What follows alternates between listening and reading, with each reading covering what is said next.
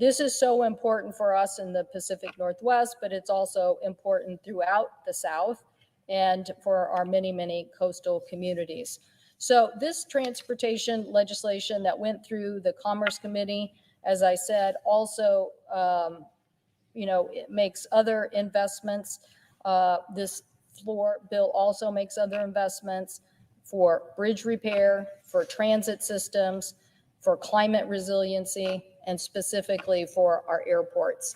Probably haven't heard too much about that out here on the floor. But in the Commerce Committee, I can tell you that aviation, transportation, and competitive, I know the president knows this very well, that in Las Vegas or in Reno, that infrastructure like our airports is essential to our economies continuing to grow. SeaTac is probably one of the fastest growing airports in the United States right now. And under this legislation, we will also see an important improvement for our airports so they can continue to grow, so we can continue to make investments. I also want to, as I mentioned, thank Senator Wicker in the title for vehicle safety. These are important provisions that he and I and others on the committee, Senator Blumenthal for his work on safety legislation that related to both the Northeast Corridor and to individuals in transportation, including with Senator Wicker, the life-saving technology that automatic emergency braking system and preventing child heat stroke deaths in impaired driving facilities. So, Madam President, I again thank all of the members of the Commerce Committee for their hard work in getting this legislation as part of this package. I think we can see that we have some firsts here. First, investing in mega projects, first cleaning up our environmental problems with culverts, getting our freight product through our most congested corridors with improved at-grade crossing, and making the major investment that Amtrak can continue to expand. So I look forward to working with my colleagues as we move through the legislative process and continue to make improvements in our transportation infrastructure. I thank the President. I yield the floor.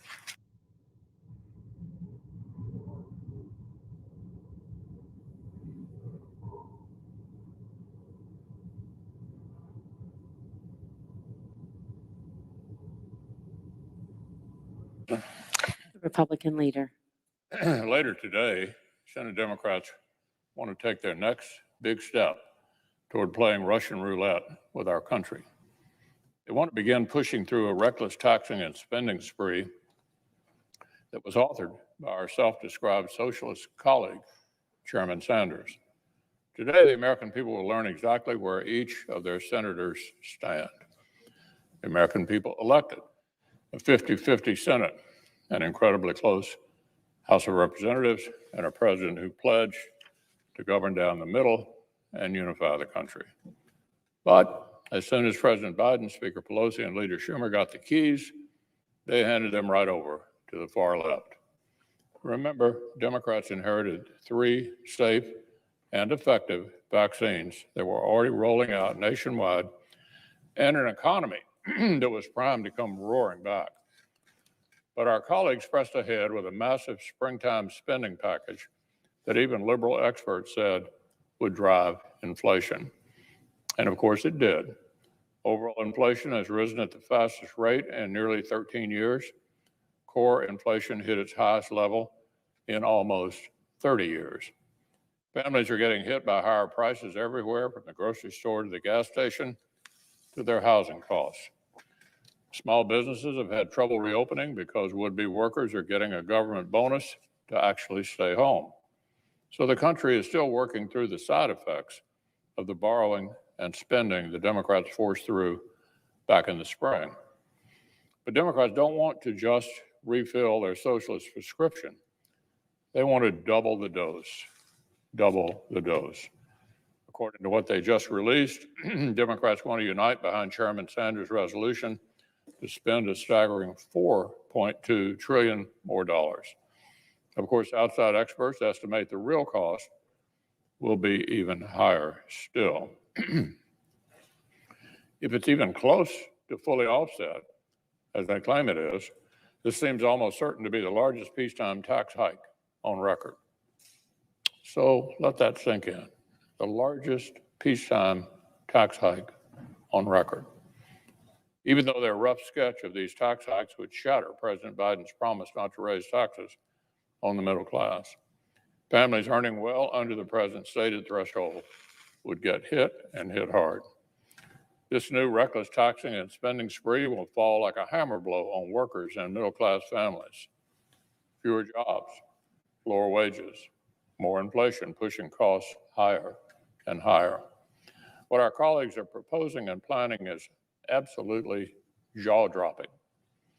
People want to pretend this is just business as usual, just liberals doing liberal things using Senate procedure. Make no mistake, this reckless taxing and spending spree is nothing like we've seen, nothing.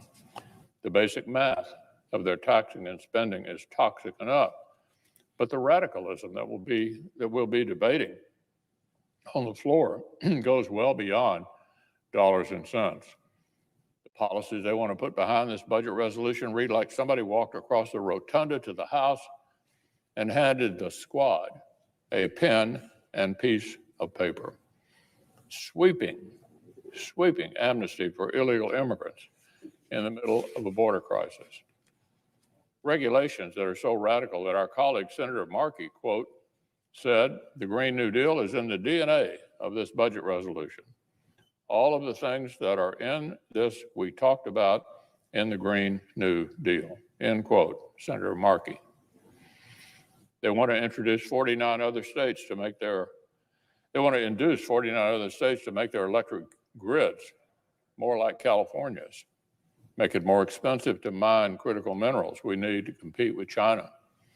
They want to take working families' child tax credit and turn it into a permanent welfare program, listen to this, with no work requirement. They want to tamper with the prescription drug industry in ways that would leave Americans with fewer new treatments and fewer new cures. They want to put government's thumb on the scale of families' child care choices and selectively subsidize parents whose households work the way Washington wants. And they want to tax more money out of Americans' pockets while reviving a special tax cut that overwhelmingly benefits wealthy people in blue states. So let's face it, the brute facts of the Senate's rules mean that if 50 Democrats plus the vice president stick together, Republicans will probably not be able to save our colleagues from themselves. If all 50 Democrats want to help Chairman Sanders hurt middle-class families, if even our colleagues who claim they're moderates want to follow the far left off this cliff, well, that's their prerogative. But we're going to argue it out right here on the floor at some length. Every single senator will be going on record over and over and over. Senate Republicans will be bringing forward common sense amendments that represent what Americans actually want and actually need. Our colleagues can look forward to votes on national security and funding our armed forces, votes to remove backdoor tax cuts for wealthy liberals, votes to protect family-owned small businesses and family farms from crushing tax hikes, votes to encourage schools to finally reopen in person, to stop the catch and release of COVID-positive illegal immigrants coming into our country, to protect taxpayers from being forced to fund the horrors of abortion. And that's just a sampling. Because our Democratic colleagues missed some deadlines, it has been an all-out sprint to prepare amendments. So I want to thank our nonpartisan Senate clerks and parliamentarians. They've worked multiple weekends straight through. They were kept up late last night processing hundreds of amendments, and they're going to be up late with all of us yet again. If President Biden and 50 Senate Democrats want to outsource domestic policy to Chairman Sanders, if this historically reckless taxing and spending spree is how the modern Democratic Party wants to define itself, if they want inflation and tax hikes to be their legacy, then Republicans do not currently have the votes to spare the American families this nightmare. But we will debate, and we will vote, and we will stand up, and we will be counted. And the people of this country will know exactly which senators fought for them.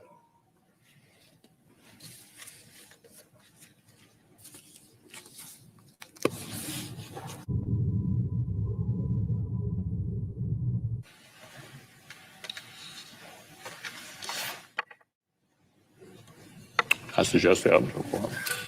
The clerk will call the roll. Ms. Baldwin.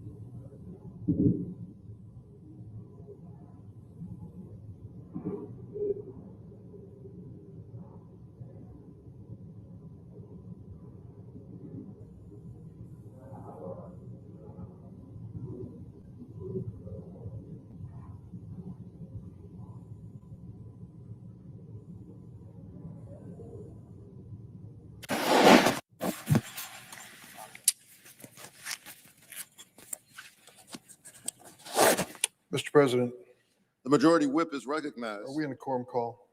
We are, I ask unanimous consent the quorum call be suspended. without objection. Mr. President, this past Saturday at 9 p.m., Chicago police officer Ella French was shot and killed during a traffic stop on the Chicago South Side. Her death is devastating. Officer French was 29 years old. She'd served as a member of the Chicago Police Department since 2018.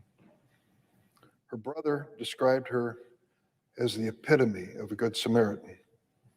A fellow officer said of her, and I quote, "She truly showed the community that she loved them and would do anything for them." Officer French's partner was also shot and critically wounded. We pray for his recovery. 2 men have been charged by the Cook County State's Attorney's Office in the shooting of these officers. The third man has been charged by the U.S. Attorney's Office for the Northern District of Illinois for conspiracy to violate federal firearms laws. I hope that justice is delivered swiftly and fairly for the perpetrators of this horrible crime. And let me be clear, as devastating as her death, scores of individuals are shot every week in Chicago, and many lose their lives. For each of their families, the loss is just as intense as the loss of Officer French. And as heartbreaking as Officer French's death is, it is also infuriating. We learned yesterday from the Chicago U.S. Attorney's Office that the gun used to murder Officer French was straw purchased from a gun dealer in Indiana. What is a straw purchase? It happens when a person who can pass a background check buys a gun and gives it to a person who can't. Straw purchases have long been the way that guns have funneled into the hands of those with felony convictions in Chicago, then to the streets, then to deadly incidents. According to the charges filed yesterday by the U.S. Attorney, an Indiana man bought the handgun from a dealer in Hammond, Indiana, gave it to a person with a felony conviction who allegedly used it this last weekend to kill Officer French. For years, I have been fighting to toughen our laws against straw purchases. Right now, straw purchasing is treated listen to this, as a federal paperwork violation for lying on a federal gun purchase form. Charges are rarely brought, and when they are, the sentences are often just a matter of months. That needs to change. I've joined with Senator Leahy of Vermont, Senator Collins of Maine, to introduce the Stop Illegal Trafficking in Firearms Act, a bipartisan bill that would make it an explicit federal crime carrying felony penalties when a person straw purchases a firearm. We need to take this type of gun trafficking seriously. It's time for us to stop treating straw purchases like a paperwork misdemeanor. As we have learned in the death of Officer French, it is a deadly act and should be punished accordingly. Officer French's death is also a call to action for the strike force recently set up by the Department of Justice to crack down on regional firearms trafficking in Chicago. I met with Attorney General Garland in Chicago when he launched the strike force 2 weeks ago, and I have written to him now urging that the strike force immediately prioritize the investigation and prosecution of straw purchases like the one that took the life of Officer French. The strike force was established to keep a sustained focus on firearms trafficking in Chicago. That focus should include stopping straw purchases and holding the perpetrators accountable. I look forward to working with the Justice Department and with my colleagues to find ways to crack down on the deadly gun violence that straw purchasers help to fuel. Mr. President, I ask for consent that the next statement may be placed at a separate part in the record. Without objection. Mr. President, 2020 set a record for drug overdoses in America. More than 93,000 lives were lost in the year 2020. In Illinois, 3,500 of our neighbors died of an overdose, a 27% spike from the year before.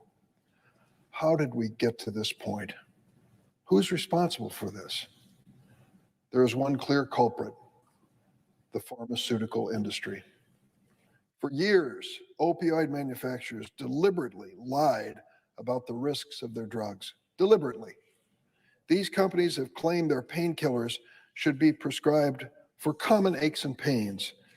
They even downplayed their addictive nature, even though their research showed that it was a very real danger. These companies then shipped mountains of these pills to every corner of America. They aggressively promoted them to doctors with the backing of dark money organizations. This epidemic wasn't created by some infectious virus. It was created by corporate greed. Corporate greed. In the words of Richard Sackler of Purdue Pharma, his company chose to flood our streets with, quote, a blizzard of prescriptions that will bury the competition. It ended up burying the users. As a result, 500,000 American families have had to bury loved ones who died of opioid overdoses and addictions since the start of the opioid epidemic. 500,000 Americans, a figure in the same range as the 610,000 Americans we've lost to COVID-19. The numbers are numbing.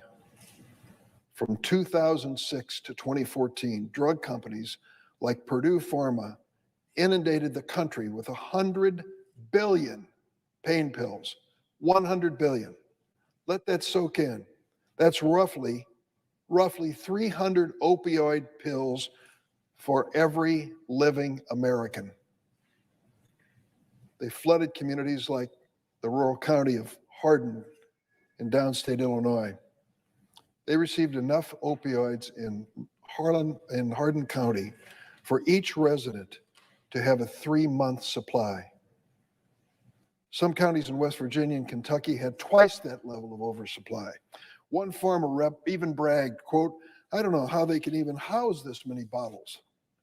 Another wrote, keep them coming, flying out of here. It's like people are addicted to these things. Oh, wait, people are.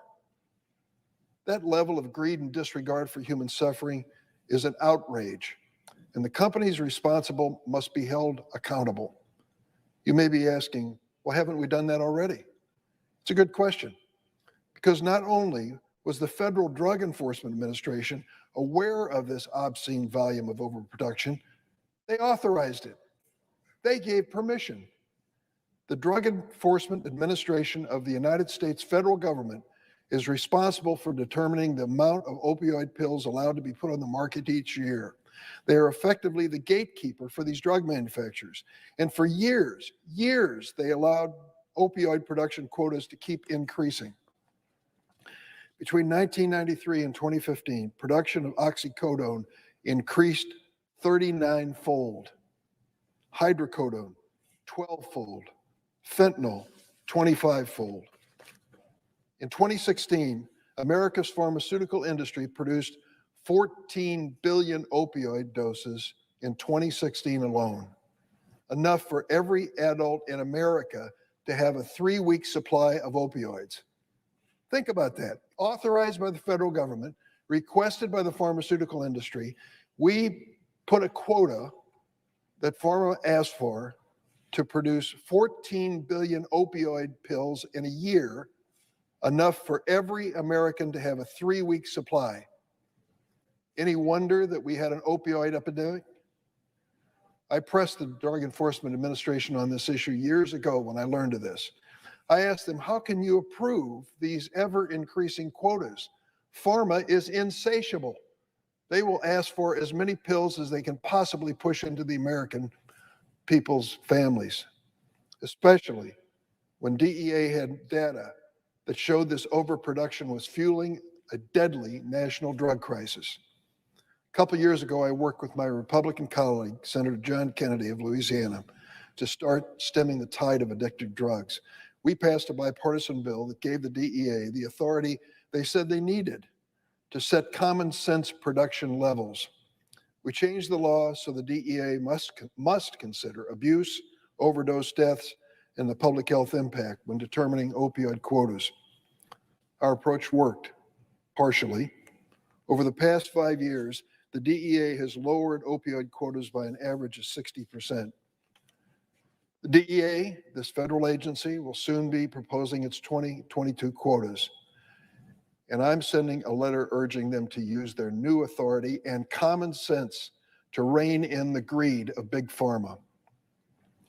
In face of all this suffering, new legal challenges have been brought to hold big pharma accountable for death and despair of the opioid epidemic. Thousands of lawsuits from states, counties, cities, victims have been consolidated in one federal court in Cleveland, Ohio. This movement reminded me of another breakthrough moment in public health when our nation came together to hold big tobacco accountable for its misleading marketing over the decades. We started holding these companies accountable in 1998 with the Master Tobacco Settlement Agreement. That settlement was estimated to provide states with $246 billion over 25 years.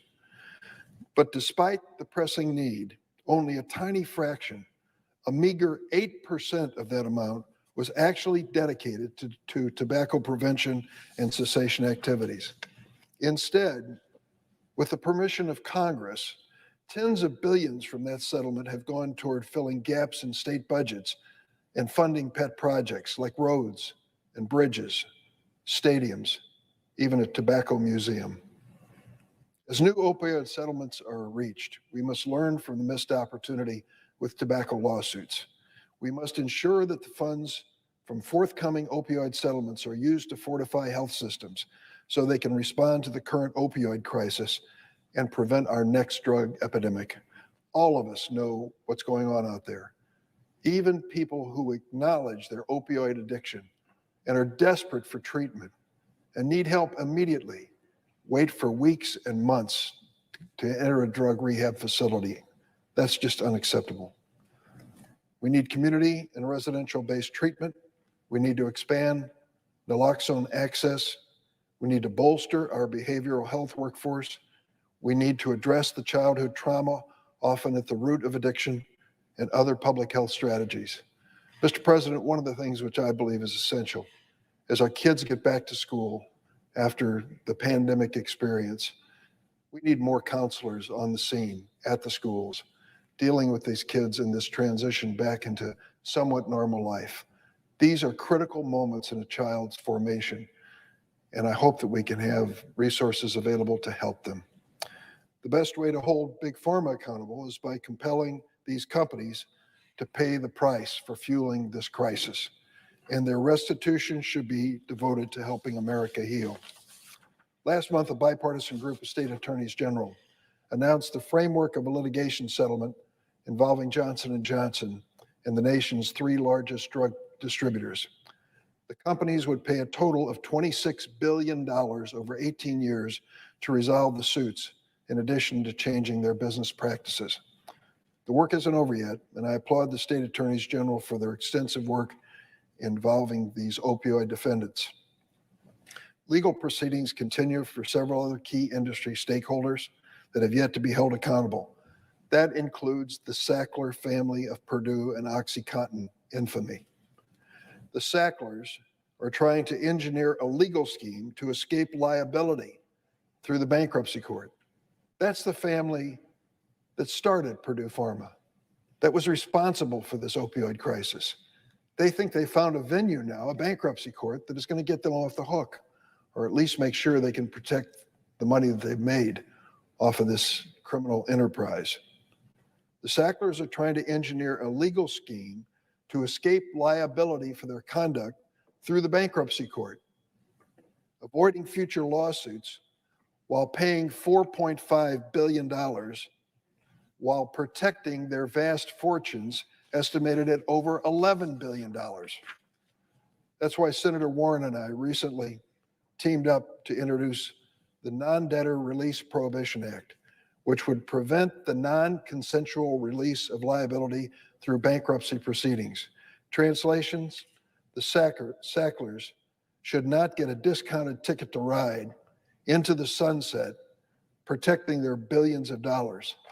They need to be held personally accountable, and the amount that is charged against them should reflect the gravity of their conduct.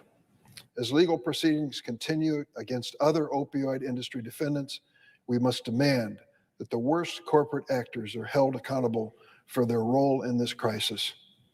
Far too many families have suffered as a result of corporate greed and malfeasance. Mr. President, I have one additional statement which I ask be placed in the record. I would just like to speak for a moment or two on that statement. Without objection. Mr. President, sometimes you have the best of luck in life and it's not planned, but neighbors of ours in Springfield, Illinois, Tom and Bridget Lamont, have invited us to join them at their little house on Lake Michigan up in Leelanau Peninsula of the state of Michigan.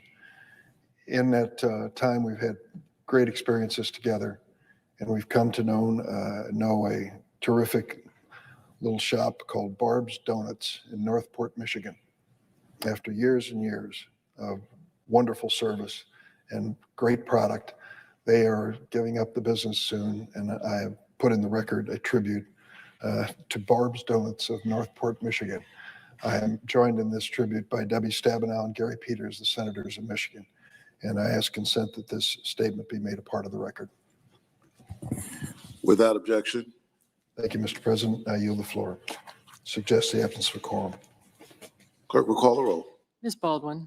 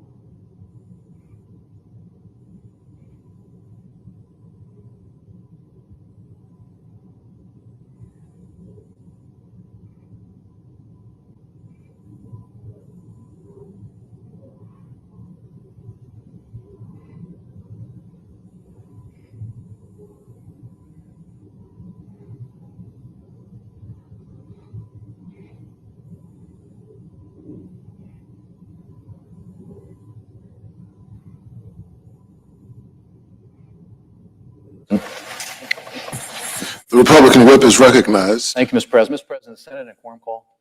We are, I would ask unanimous consent that the quorum call be lifted. without objection.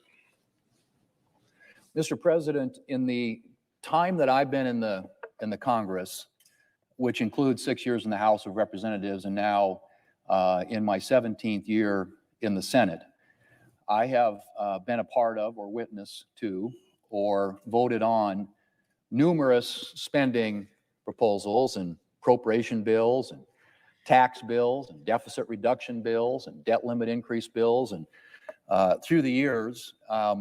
And I don't think I've ever seen in all my time in the Congress a spending bill where Democrats didn't want to spend more and Republicans wanted to spend less.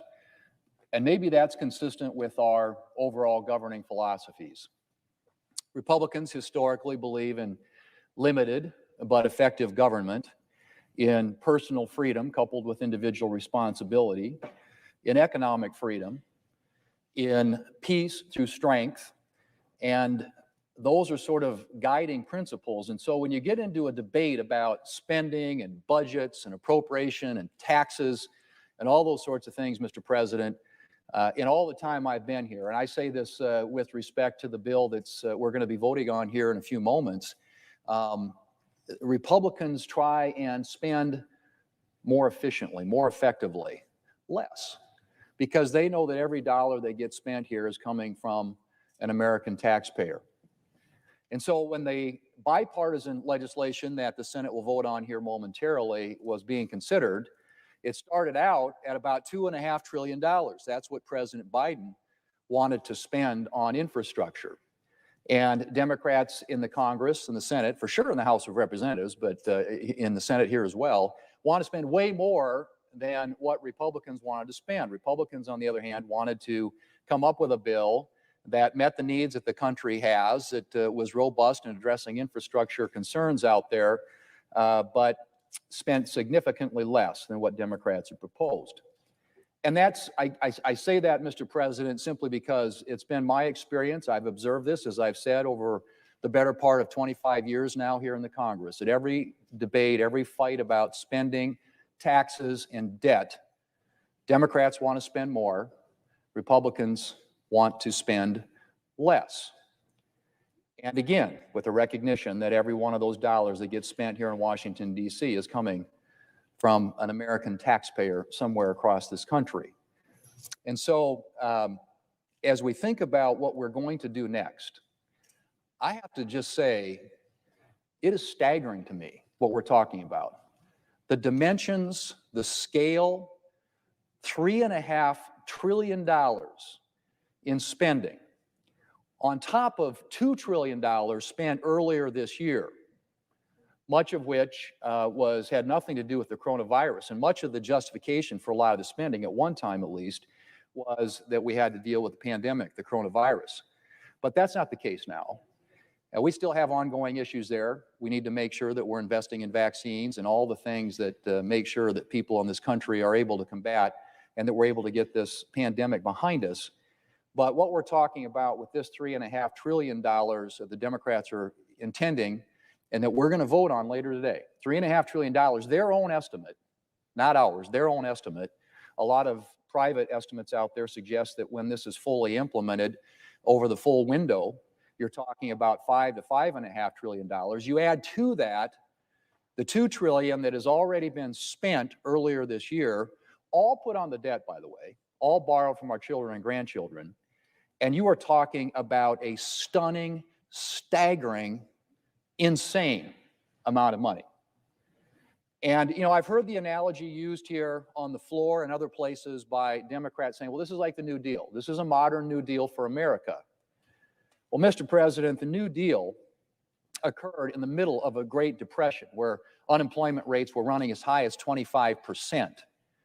The New Deal happened at a time when my dad grew up through the Depression. I've heard him tell the stories through the years. People were suffering. They were struggling enormously. And the government stepped in with some programs to help address that, to get people back to work. But what we're talking about here, Mr. President, is double double the size of the New Deal as a percentage of our economy. Double. At a time when we've got, and the president was crowing about this the other day, 5%, 5.4% unemployment in this country, 900,000 new jobs created in the last reporting. And so if you think about where the economy is, we're coming out of the pandemic, people are investing again, people are getting out, they're spending money, and we're seeing growth get back into the economy, we're seeing jobs created. It is literally, to me, the definition of insanity to pour 3.5, by their estimate, by a lot of other estimates, $5 trillion more dollars into the economy to literally give people free everything. This isn't about addressing the pandemic or helping get people back to work. We have programs that do that. We have unemployment insurance. It's been in place now for a long time. Many of us think the plus up that the federal government provided for too long because it's keeping people from going back to work. But the fact of the matter is, we are talking about a massive expansion of the federal government, literally to give people pretty much free everything. Now, not only does that contradict, I think, what this country was all about, which at its inception was about freedom and liberty, personal freedom, economic freedom, individual responsibility, providing people incentives to achieve and to do well, making sure that we have programs in place, safety nets for those who need that help. But the idea that at a time when the economy is growing and expanding, and unemployment is at a fairly low rate historically, we are creating jobs that the federal government would think that it needs, in all its wisdom here in Washington, D.C., to infuse $5 trillion. We already have inflation. It's the highest rate in 13 years. You think pouring a lot of flooding the economy with a whole bunch more money isn't going to exacerbate the inflation problem we already have? Not to mention, they're talking about paying for it. I don't think it'll all be paid for. I think a lot of it will go on the debt. And by the way, under this budget that's being proposed today that the Democrats are on a one-sided partisan procedure going to vote on is the biggest thing that we have seen, certainly in my lifetime, and will dwarf, as I said, anything that we've seen in history. And the debt at the end of all that, 2031 in the 10-year budget window, will be $45 trillion. $45 trillion, 130%, 134%, I should say, of our gross domestic product. There was a day when we were worried about borrowing up to 100% of GDP. Well, we've blown past that. We've dwarfed that. This is now completely out of control, completely out of hand. And we're talking about a massive new amount of spending to expand government, and to the degree that it is paid for with taxes that are going to hit individuals, they're going to hit businesses, that are going to hit small businesses, they're going to hit farmers and ranchers. You go down the list of taxes, of tax increases in this proposal, again, I mean, I don't know where you stop.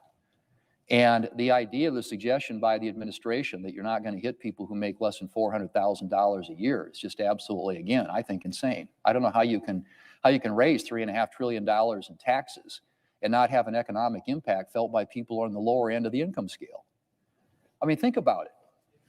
When taxes go up on businesses, what happens? Well, people work for businesses. Democrats think it's easy. We'll just raise taxes on businesses. Businesses aren't paying enough.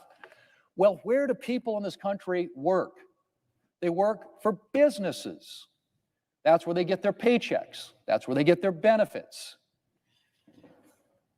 Wages go down when taxes on businesses go up, to a historical fact.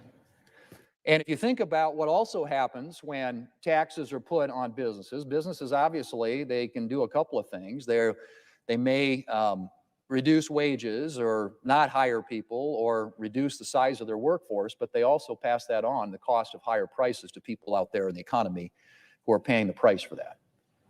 That's what we are talking about here. It is just absolutely, absolutely stunning, really, in my time in the Congress, to observe something that is being compared to, historically, the New Deal, in a circumstance where the economy is growing and expanding, people should be going back to work.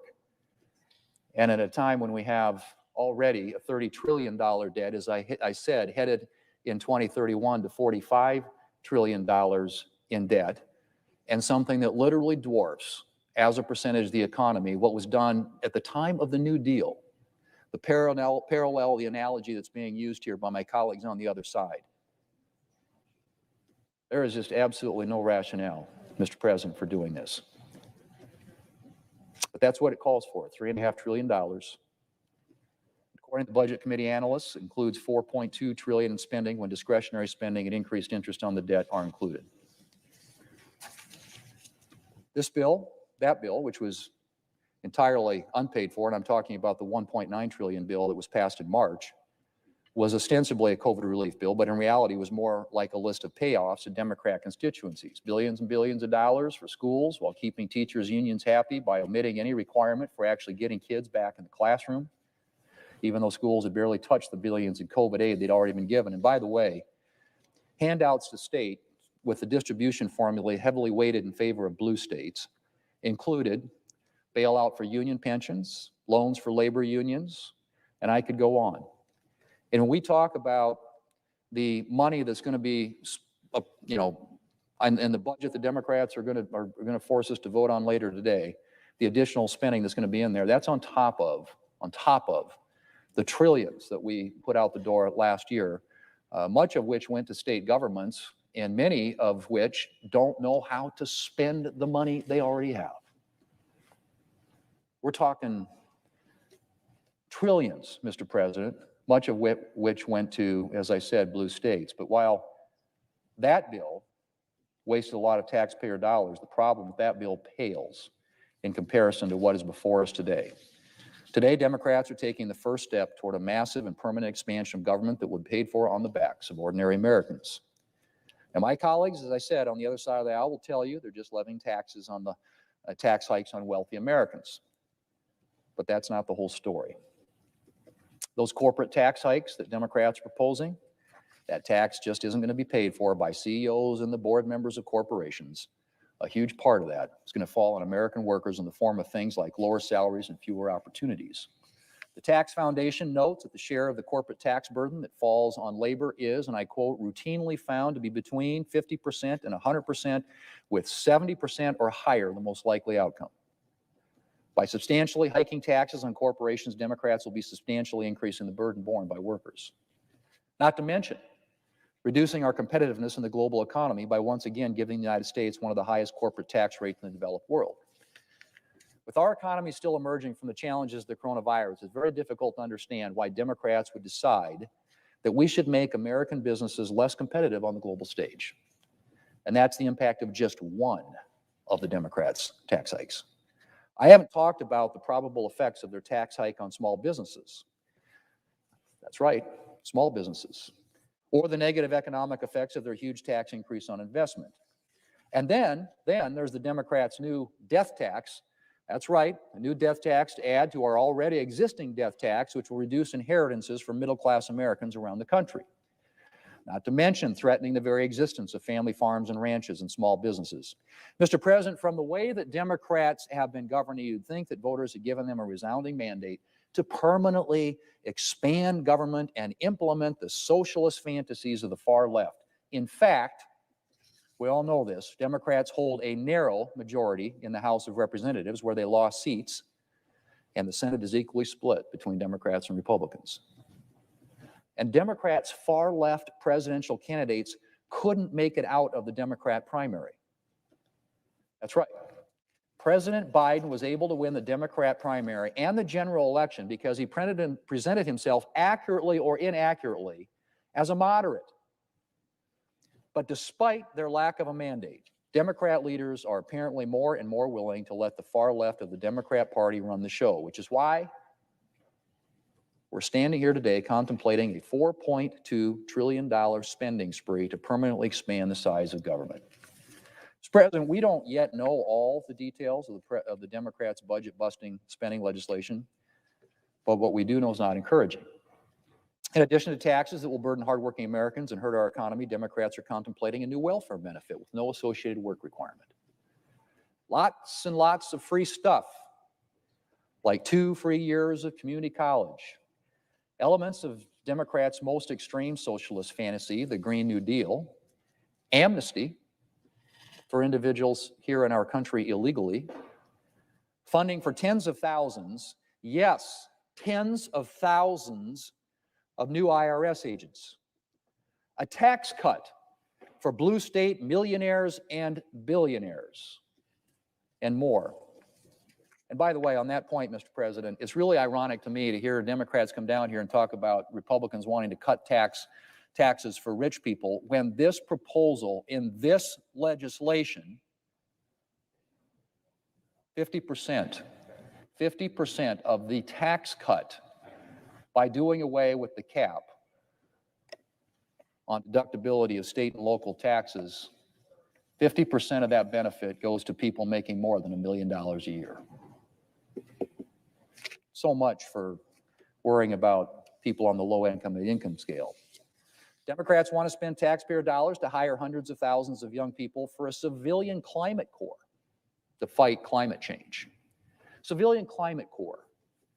No word yet on whether this is actually an effective way to address our nation's climate challenges, but that isn't going to stop Democrats from spending billions of dollars to find out. And Mr. President, I haven't even mentioned how all this new government spending is likely to increase inflation. Americans are already facing significant inflation, thanks in part to Democrats' earlier flooding of the economy with government spending. Now Democrats want to come close to doubling that spending. And I don't even want to think about what inflation will look like if they succeed in their spending plans. Mr. President, thanks to Democrats' decision to utilize special Senate budget rules for their tax and spending spree, they have the ability today to force through this massive spending package on a totally partisan basis. But my Republican colleagues and I will do everything we can to protect Americans from the consequences of Democrats' reckless legislation.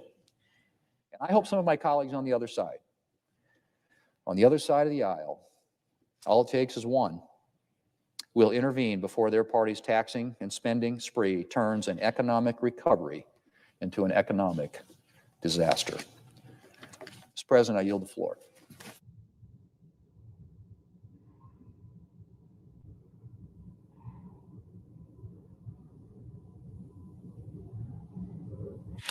Senator from Ohio is recognized.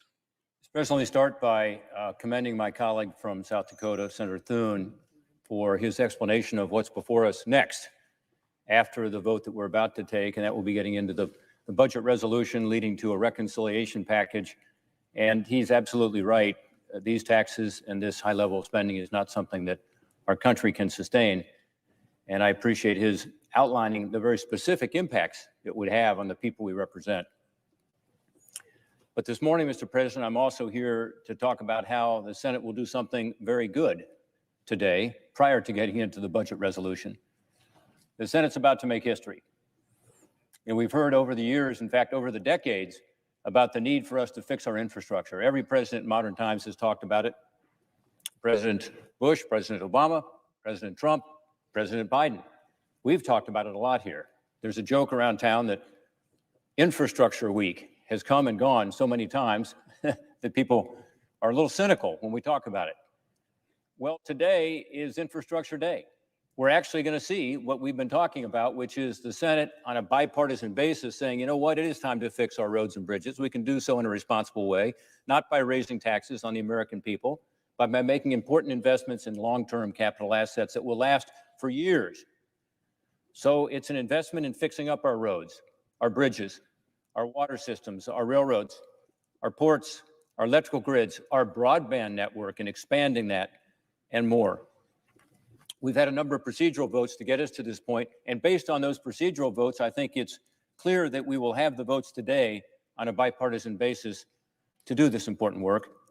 The Senate will have done its job, and will have achieved a real, lasting bipartisan victory for the people we represent.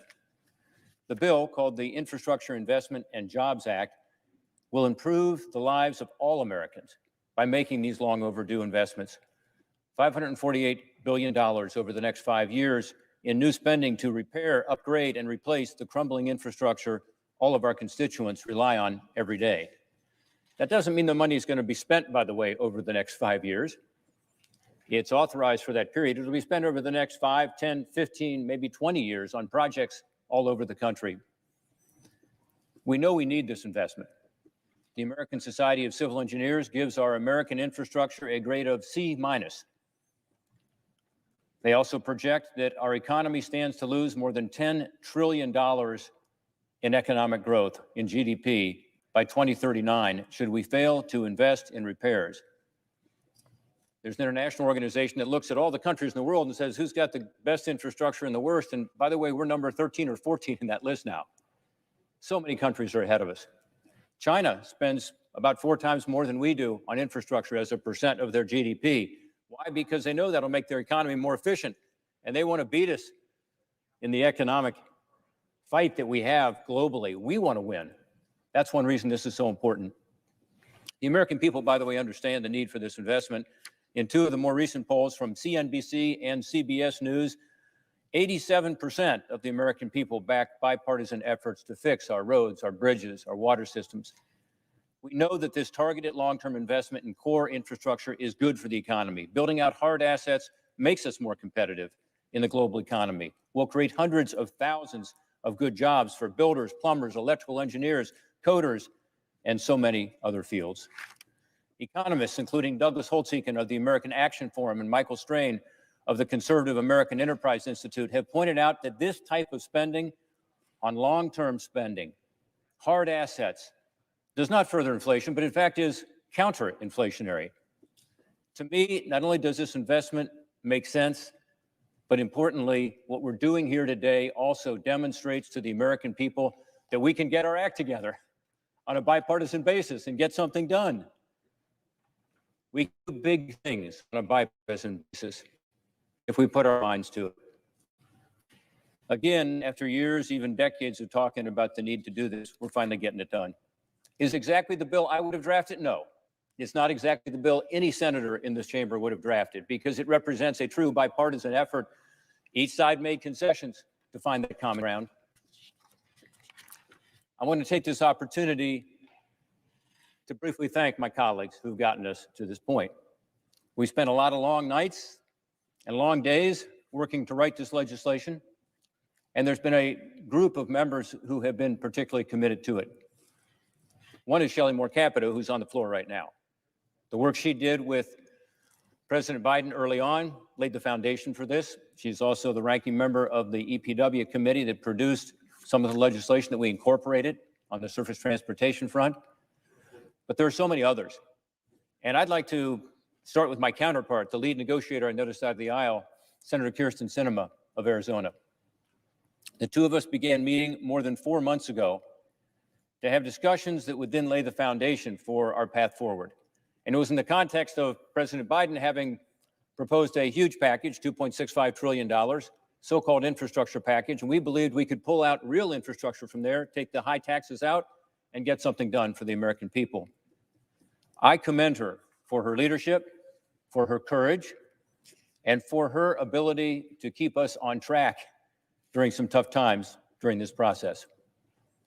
From there, it truly became a group effort, particularly among 5 Republicans and 5 Democrats who spent a lot of long days and nights negotiating the framework of this legislation.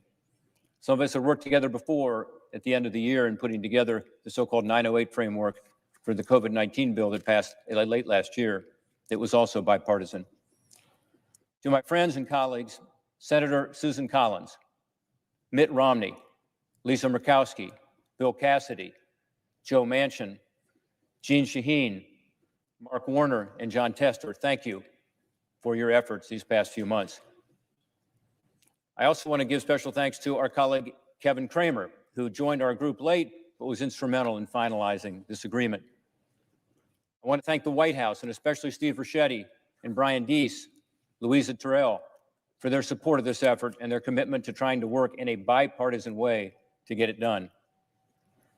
I also want to thank Senator Tom Carper, who just joined us in the room. Along with Senator Capito, he was the EPW chair. She was the ranking member that laid much of the foundation for this legislation, particularly with regards to our roads and our bridges. I want to thank my other colleagues in the so-called G22 who helped in the 22 different working groups that were formed to help put this legislation together.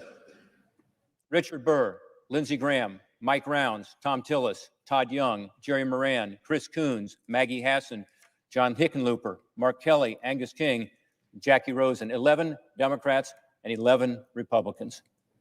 And then to my colleagues who voted with us repeatedly to advance this bill toward final passage and helped us to get to this point by giving us good input that was incorporated in the legislation.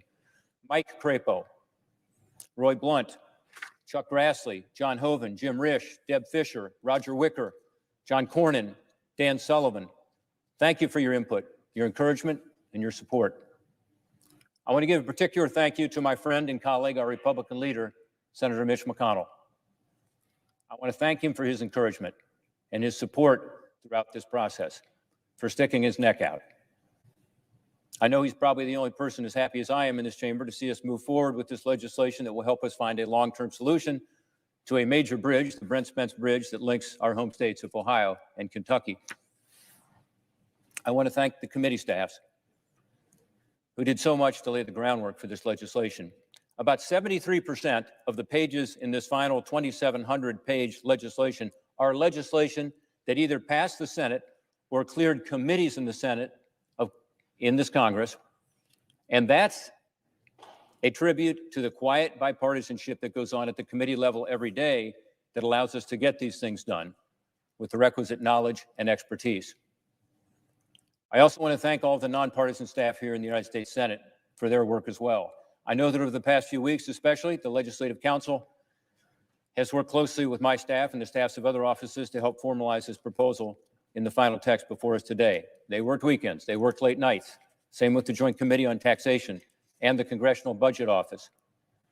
They've worked around the clock to get us to this point. And the staff here on the floor, they have been here just as early as we have and stayed just as late as any of us, in fact, later, to ensure that this could be possible. I thank them. I also want to thank the more than 100 industry associations, unions, and trade groups that came forward to endorse this Infrastructure Investment and Jobs Act. That includes business groups like the Chamber of Commerce, the Business Roundtable, the National Association of Manufacturers. It also includes labor groups like the AFL-CIO Building Trades Council, the International Brotherhood of Teamsters, the Laborers International Union of North America. It also includes supporters from all levels of government, including the National League of Cities, the U.S. Conference of Mayors who endorsed it, the National Governors Association. It includes more than 30 agricultural groups, including the American Farm Bureau.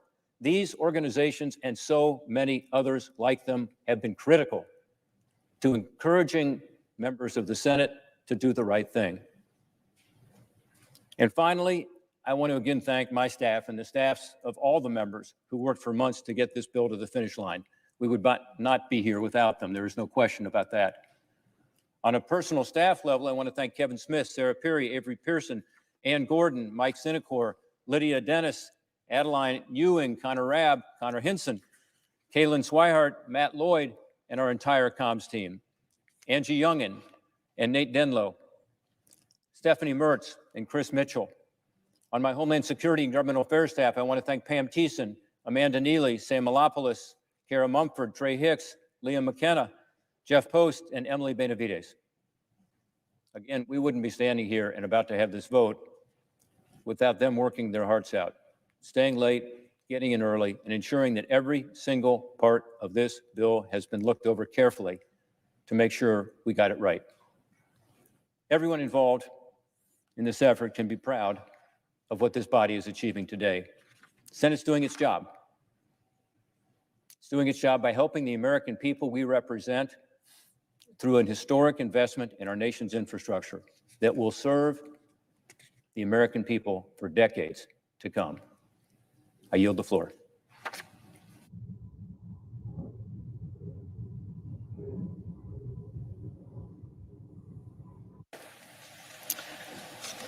Mr. President. Senator from West Virginia is recognized. Thank you, Mr. President. I ask unanimous consent that I be allowed to speak for up to 10 minutes, followed by Senators Carper and Schumer for up to 10 minutes each. Without objection. Thank you, Mr. President. Well, it's great to be on the floor today. I think we have much to celebrate. We have a lot of tired people, I think, who have devoted a lot of time and energy to this effort. And so after a long week of amendments, it's time to get this done, isn't it, Senator Carper, my chairman on EPW? We've talked all week about how the Infrastructure Investment and Jobs Act delivers for the American people. And I'm proud that the foundation of this bill, the foundations of this bill, is, as the senator from Ohio just mentioned, is based off of the two very bipartisan, unanimously bipartisan EPW infrastructure bills that we passed in the spring. This historic investment reflects our commitment to keeping America safe, improving our global competitiveness, and growing our economy. So I'm going to go through a few of the highlights because I think they're important for the American people to know exactly what this bill does. It provides $303.5 billion over 5 years for federal highway programs, a 35% increase from the last bill. There is a new $2 billion rural surface transportation grant that will dedicate resources to the Appalachian Development Highway system that runs through many of our states and other critical projects across rural America. Combined, the overall package includes $40 billion in dedicated resources for bridges, the single largest investment in bridge infrastructure since the construction of the interstate system. I'm from a small state, but I got a lot of bridges. And unfortunately, a lot of them are not in the best condition. This will be a monumental improvement in what I see every day in my state. The bill authorizes $35 billion for water projects across the country with a focus on upgrading aging infrastructure. This is the bill that we passed out of our EPW committee. It invests in innovative technologies and provides assistance to rural and low-income communities to help them keep their water safe and clean. This package represents the largest investment in clean drinking water in our nation's history. That's something that I think we can all be proud of. There's funding for broadband, essential to this 21st century economy, education, tourism, healthcare, all the things we've realized that broadband brings us and how important it is for each family and each business to have it. Ports, airports, locks and dams. Funding for the Corps of Engineers will improve our water resource infrastructure, facilitating the movement of goods and mitigating flood risks. Reauthorization of the AML program will provide billions of dollars to clean up abandoned mine sites. It's important in our state. Pennsylvania's got a lot of them too. We're fighting against climate change and we're cleaning up our environment. This legislation doesn't just invest in our infrastructure, but it will allow projects to move more quickly. Far too often, infrastructure projects are delayed because of the expensive and arduous environmental review and permitting process. An environmental impact statement under the NEPA Act for highway projects takes an average of 7 years. Think about how long that is and how much more money that costs. The highway bill unanimously approved by our EPW committee includes numerous project delivery provisions to provide a more efficient, predictable process. Notably, it codifies one federal decision. One federal decision for highway projects would establish a 2-year goal for completing environmental reviews. This isn't skirting the environmental process. This isn't running roughshod over it. This is putting a time clock on it. Let's move it. Require predictable schedules coordinated by agencies and requires a single environmental document with concurrent reviews, providing accountability and transparency. The EPW bill that we passed makes other common sense reforms like allowing states to be reimbursed for early utility relocation necessary for a project while the process is ongoing. Additional provisions in the broader legislation will extend the Fast 41 permitting reforms that Senator Portman is very instrumental in to help us build other types of infrastructure more efficiently. The reforms and investments this bill makes aren't just for now, but for the next generation. We've had a very lengthy and robust debate on the Senate floor. I would like to thank Senators Portman and Sinema, Senator Collins, who's on the floor, Senator Portman, Senator Sinema, all of the group of 20. If I start naming them, I'm going to leave somebody out. But particularly Senators Portman and Sinema picked up the ball where I left it I'd like to think I got it to the 5-yard line. Maybe not so quite, but I got the ball rolling and I got it moving in the right direction. And then they did the tough sledding ahead, and I thank them for that. I would also like to thank my counterpart, Chairman Carper. He has been great in manage this bill on the floor, but also to keep the guardrails on that we established to make sure that the bipartisan group, was following along what the committee had unanimously passed and how we felt would be the most effective way to invest in our infrastructures for the future. I would like to thank my entire EPW committee team, starting with my staff director, Adam, who's been with me for many, many years. What you don't know, and what I know, is that Adam was back in the back with Mary Frances, and they were the traffic cops through the whole amendment process. Working the committees, the different 5 committees, Republican, Democrat, leadership, all of the different individual members. So I'm going to give Adam 1 day off, and then I think he'll be right back at it. But he is really irreplaceable to our committee, but also to this whole process. And also in this chamber with us today, Lauren Baker and Murphy Barrett, and many, many hours of just incredible depth of knowledge in this area. We couldn't have done it without you. But I'm going to name the rest of my staff who's not here with us. Libby Calloway, Georgiana Clemens, who will be, I announced, to still not have her baby. I announced last time I mentioned her. She's still waiting. Marley Collier, Travis Cohn, Sarah Delavan, Will Dixon, Elizabeth Warner, Max Hyman, Tyler Jenkins, Jess Kramer, Jake Kennedy, Matt Loops, Kayla McMurray, Taylor Meredith, Jacob Mitchell, Kelly Moore, Catherine Smith, Travis Boyles, and Andy Zock for their tireless efforts that have helped advance our committee's infrastructure legislation. On my personal team, I'd like to thank my Chief of Staff, Joel Brubaker, and also JT Jazerski for their leadership. I really want to thank Senator Carper's EPW staff, especially Mary Frances Repko, who's on the floor with the senator today, but also Rebecca Higgins, John Kane, Greg Dotson, Laura Gillum, Jordan Baugh, Heather Dan, Mackie McIntosh, Annie D'Amata, Kenneth Martin, and Tyler Hoffman Raridan for their dedication to this process as well. I will say, under Mary Frances's leadership and Adam's leadership on my committee, I think they have demonstrated to many committees, and certainly to us as the chairman and ranking member, that you can have conversations, communications, and you can work things out. You can work things out if you just stick with it. So thank you both very, very much. It's time to bring this bill home and do the work the American people expect us to do, which is to find bipartisan, consensus-driven solutions to our nation's pressing challenges. And this is a pressing challenge. Again, I urge a vote yes on this historic bipartisan bill that will improve our core infrastructure. If we pass this important legislation, I hope that the House will move swiftly.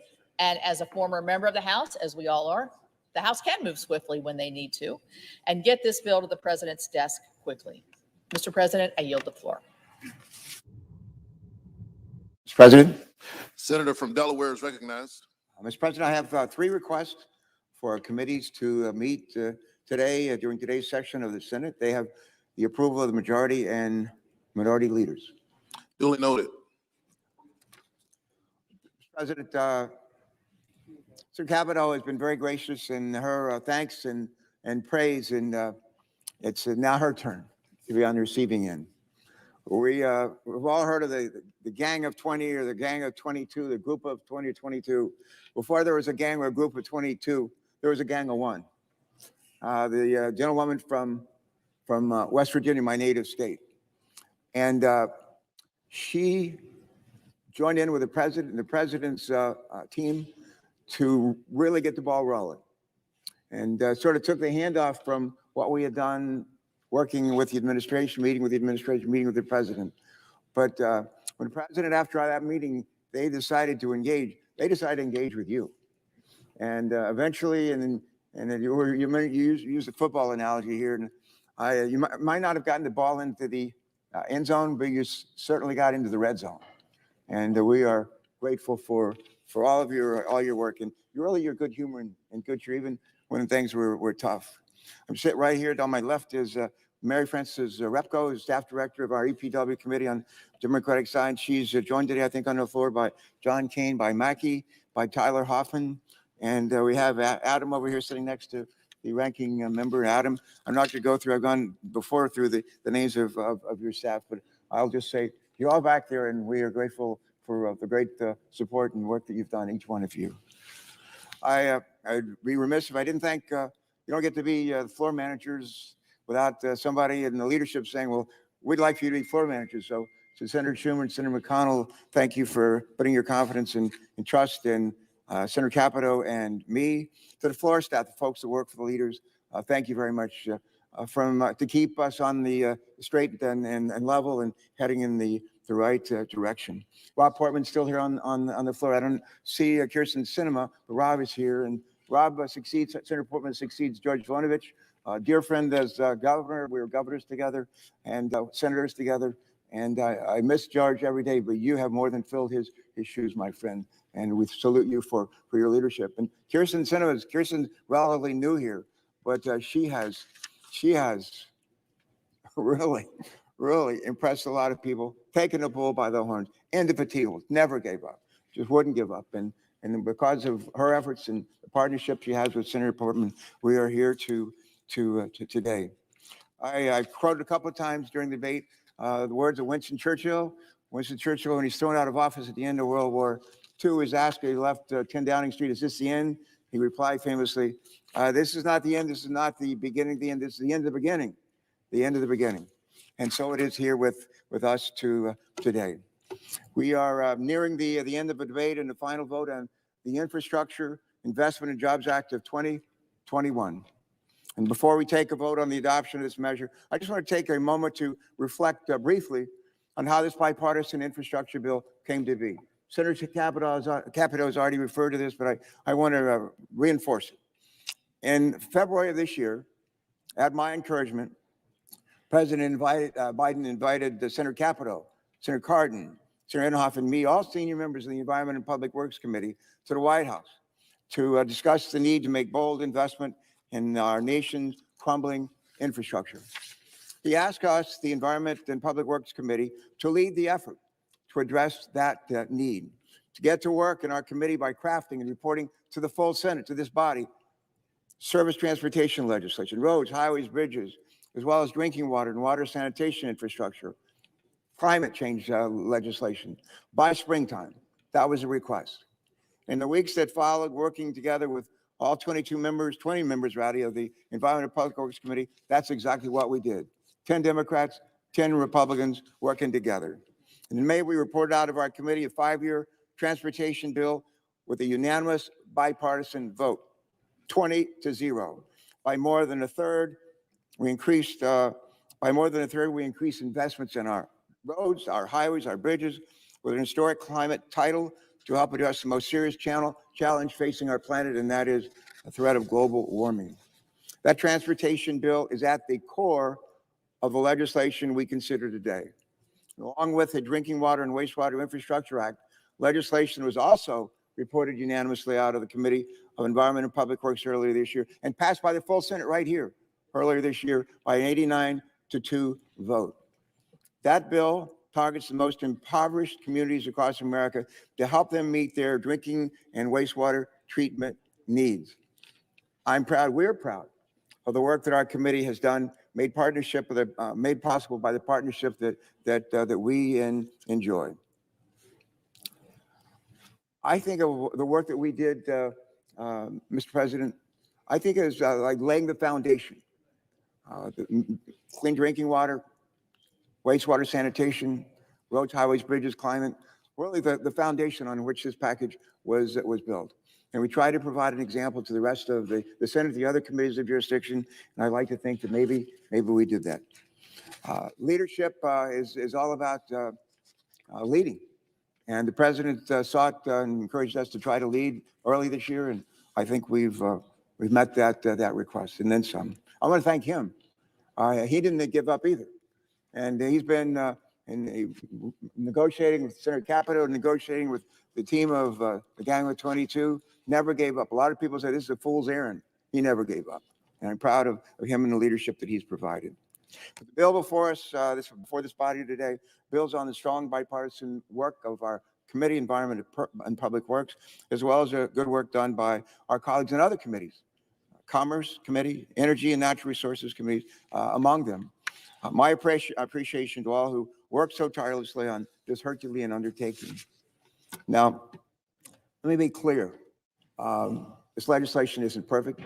It's been said before, you'll hear that again. I've never written a bill that was perfect, and it's certainly, even though we've had a fair hand in writing a lot of it, it's not perfect. And despite making real progress, it doesn't go as far as we'd like to go in advancing equity, the way we treat other people, golden rule, treat other people the way we want to be treated, and tackling the existential crisis of our time, that is climate change. There's much more work to do on these issues that in my mind we have a moral obligation to address. So rest assured, I'll be joining my colleagues in fighting for progress on these fronts in the days and weeks ahead. But let's not make the perfect the enemy of the good. And make no mistake, the bill before us does a whole lot of good. It's the largest long-term investment in the nation's infrastructure in almost a century, and the largest federal investment in history when it comes to public transit, clean energy transmission, climate resiliency, clean drinking water, and wastewater infrastructure. On this day, the American people are looking for us to strengthen our economy and support our communities and build for our future.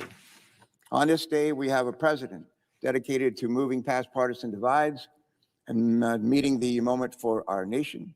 And on this day, leaders in this body from across the political spectrum, we've come together and shared the purpose, common cause, and commitment to Maine, you name it. There's a lot of troubled water in our country, troubled water. And I like to think of this legislation crafted together across the aisle, bipartisan, with the administration. We created a bridge over troubled waters. Think about that, a bridge over troubled waters. And right at a time when we really needed one. And we could use a few more as we go along. Sometimes when I travel, people ask me, say, what do you do? What do you do anyway? They don't know what I do, and on an airplane or whatever. And I say, I help people. And they say, how do you help them?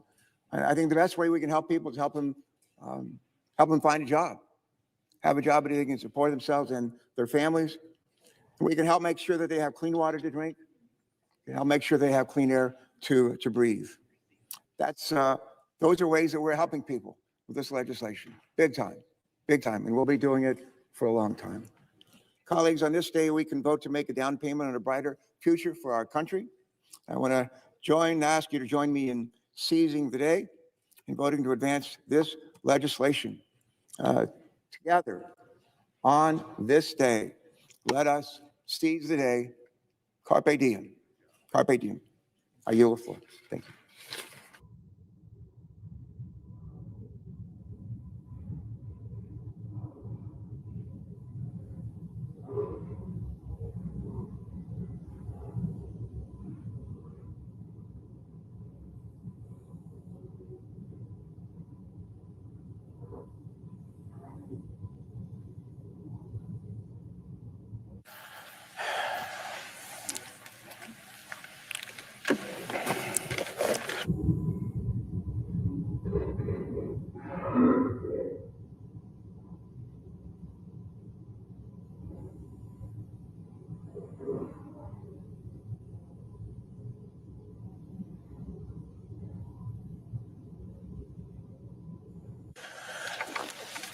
Mr. President, The majority leader is recognized. first let me, before I begin, thank Senators Carper and Capito for managing this bill and doing it in such a fine way, and their staffs as well.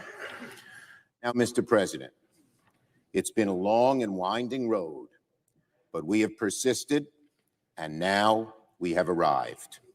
There were many logs in our path, detours along the way, but the American people will now see the most robust injection of funds into infrastructure in decades.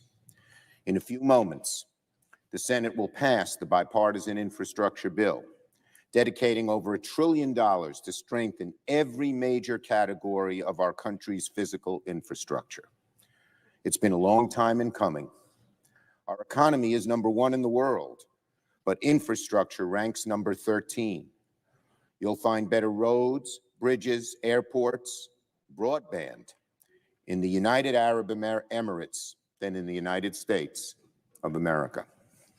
Today, the Senate takes a decades overdue step to revitalize America's infrastructure and give our workers, our businesses, our economy the tools to succeed in the 21st century.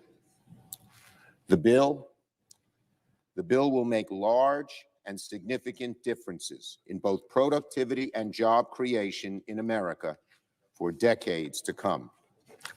To my colleagues, particularly the group of 10, then 11, then 22, who worked so hard in a bipartisan way, congratulations, congratulations on a job well done. Thank you to our committee chairs and ranking members whose expertise was required at several stages, and to the staff who sacrificed weekends, family gatherings, and most often sleep in order to finish this bill. Thank you. Can we have order, Mr. President? Thank you. Thank you to President Biden and his team at the White House.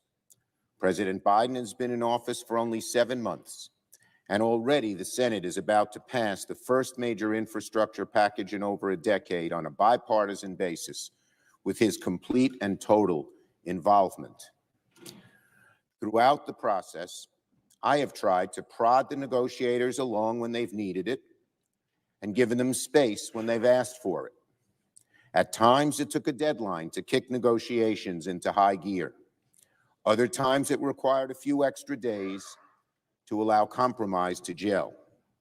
But when the Senate is run with an open hand rather than a closed fist, senators can accomplish big things. So despite this long road we've taken, we have finally reached the finish line. Of course, we Democrats believe we need to do much more. The bipartisan infrastructure bill is a very significant bill, but our country has other very significant, very important challenges. Working families need help. Small businesses need a leg up. Climate change threatens the future of our planet. Our tax code needs to be straightened out. Other parts of our infrastructure, not addressed in this bipartisan bill, still need focus, attention, and help.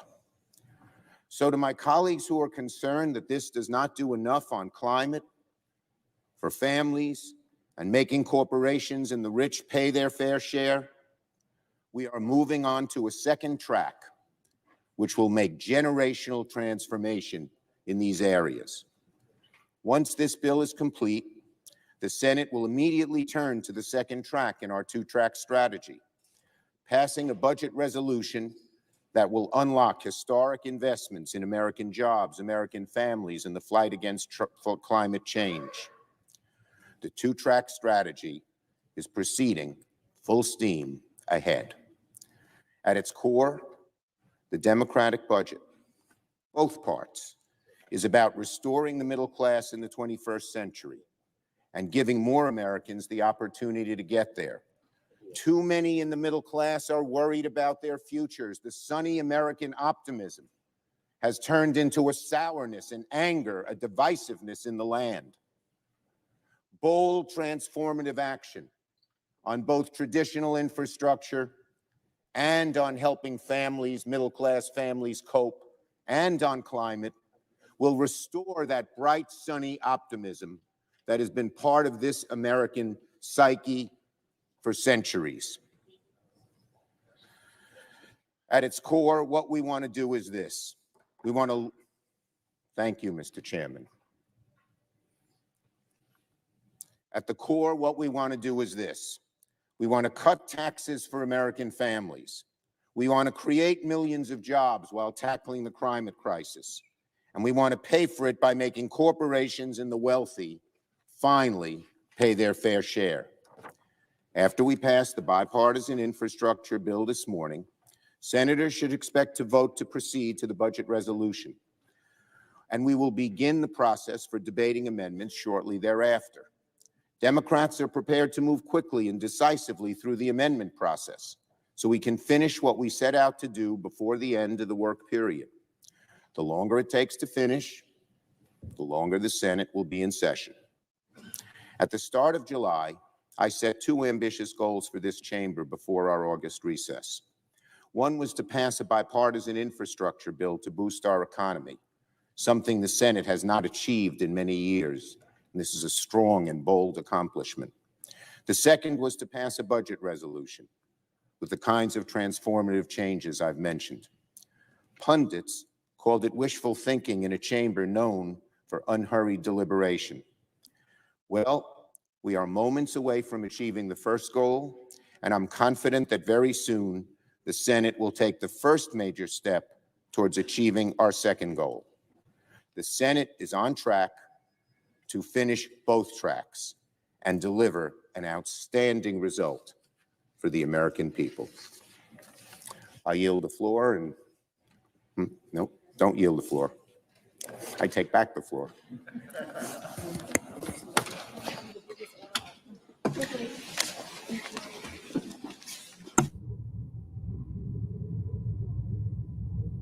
Under the previous order, all post-cloture time is expired. The clerk will read the title of the bill for the third time. Calendar number 100, HR 3684, an act to authorize funds for federal aid highways, highway safety programs, and transit programs and for other purposes. The question is on the bill as amended. Yeas and nays. Is there a sufficient second? There appears to be. Clerk will call the roll. Ms. Baldwin, Mr. Barrasso, Mr. Bennett, Mrs. Blackburn, Mr. Blumenthal, Mr. Blunt, Mr. Booker, Mr. Bozeman, Mr. Braun. No.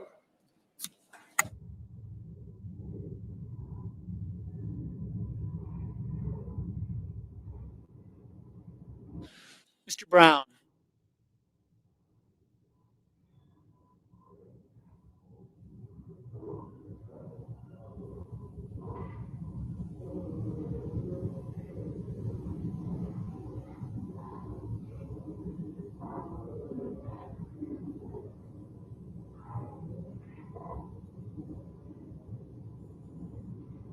Mr. Burr.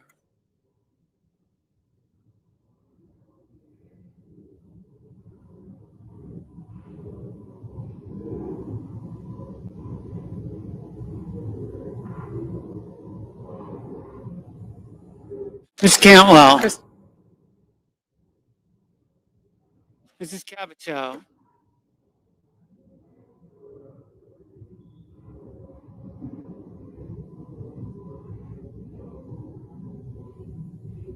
Mr. Cardin. Mr. Carper. Mr. Casey.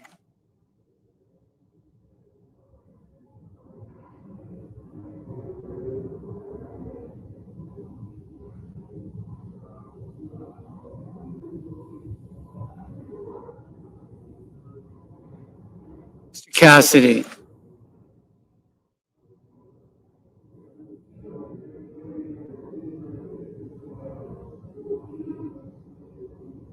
Ms. Collins.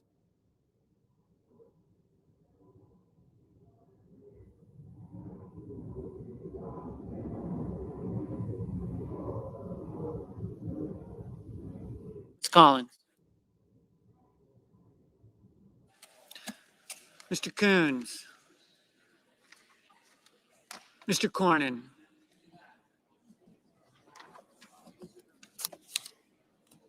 Ms. Cortez Masto. Mr. Cotton. Mr. Kramer. Mr. Crapo. Mr. Cruz. Mr. Daines. Ms. Duckworth. Mr. Durbin.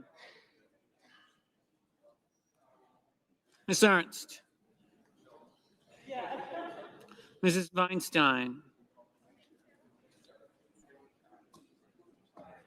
Mrs. Fisher.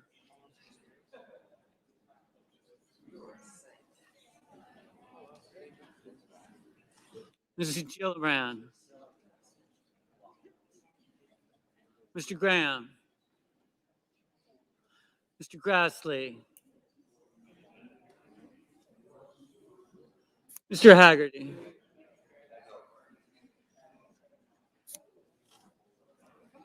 Ms. Hassan, Mr. Hawley, Mr. Heinrich, Mr. Hickenlooper, Ms. Arono, Mr. Hoven, Mrs. Hyde-Smith,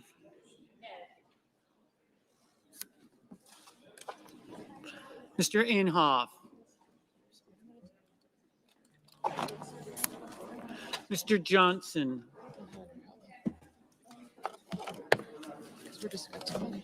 Mr. Kane,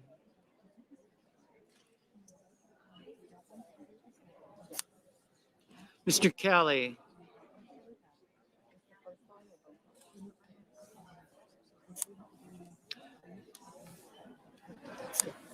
Mr. Kennedy, Mr. King, Ms. Klobuchar,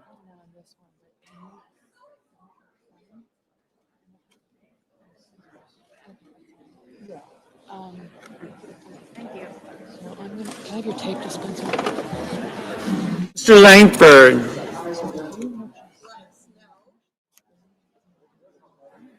Mr. Leahy, Mr. Lee, Mr. Lujan, Ms. Lummis, Mr. Manchin, Mr. Markey,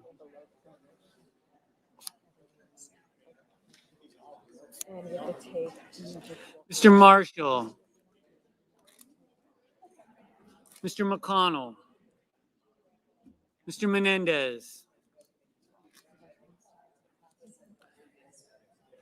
Mr. Merkley,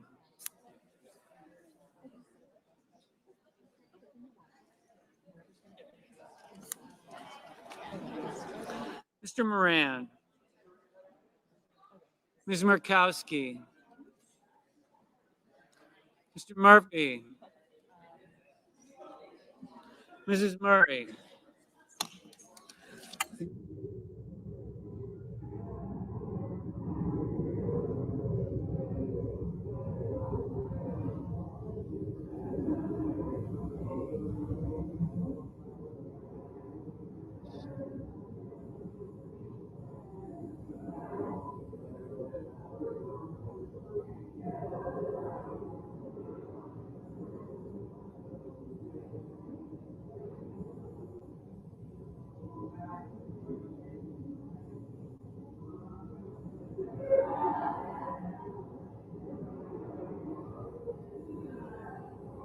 Mr. Ossoff, Mr. Padilla, Mr. Paul,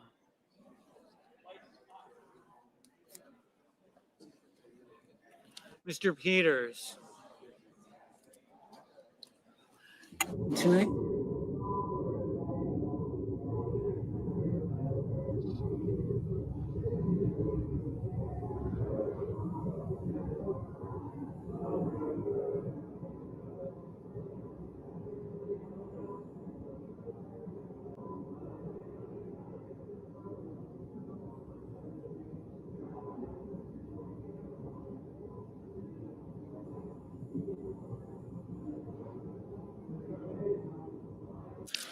Mr. Peters, Mr. Portman, Mr. Reed,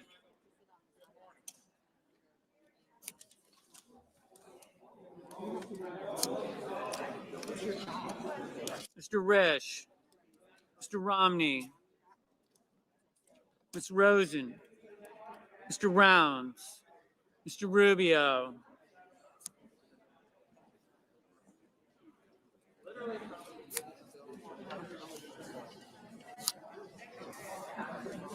Mr. Sanders, Mr. Sass,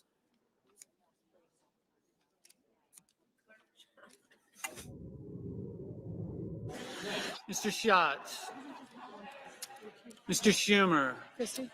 Christie? Mr. Scott of Florida,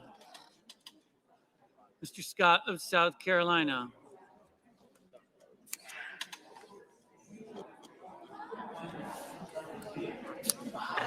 Mrs. Shaheen, Mr. Shelby, Ms. Sinema, Ms. Smith,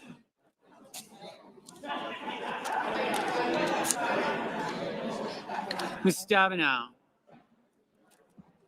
Mr. Sullivan, Mr. Tester, Mr. Thune,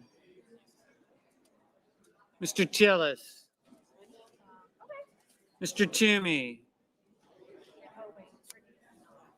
Mr. Tuberville, Mr. Van Hollen, Mr. Warner,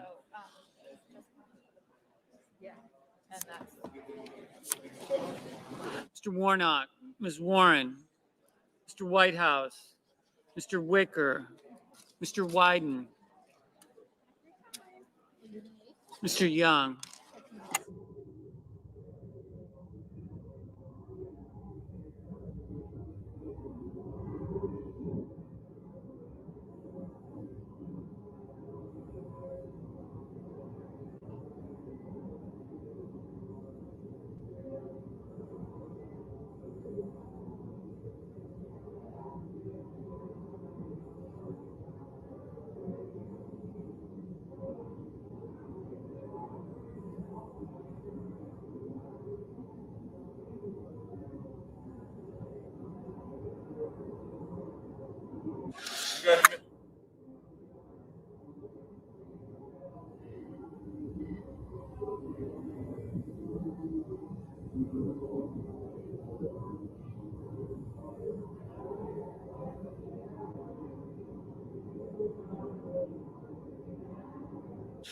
I didn't want to say that out loud. Senators voting in the affirmative: Baldwin, Bennett, Blunt, Brown, Burr, Cantwell, Capito, Carper, Casey, Collins, Coons, Duckworth, Durbin, Feinstein, Fisher, Gillibrand, Graham, Hassan, Heinrich, Hickenlooper, Hirono, Kelly, King, Klobuchar, Lujan, Manchin, Menendez, Merkley, Padilla, Portman, Reed, Rosen, Schatz, Schumer, Shaheen, Smith, Stabenow, Tester, Warnock, Whitehouse, Wyden.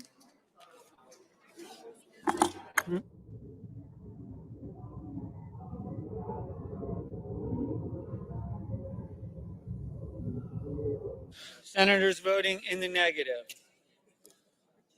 Braun, Cornyn, Cotton, Ernst, Haggerty, Hawley, Hyde-Smith, Johnson, Kennedy, Lummis, Paul, Scott of Florida, Thune, Tuberville.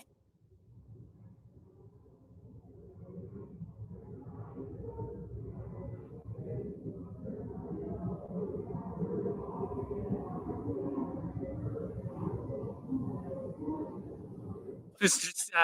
Sass, no. Mr. Tillis, aye. Mr. Grassley, aye.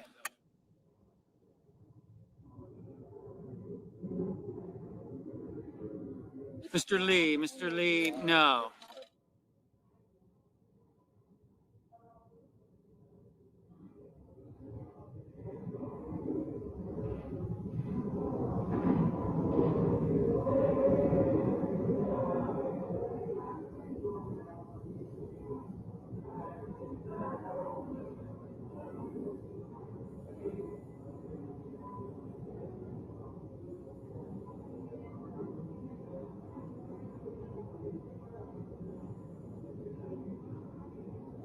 Mr. Peters, aye. Mr. Leahy, aye.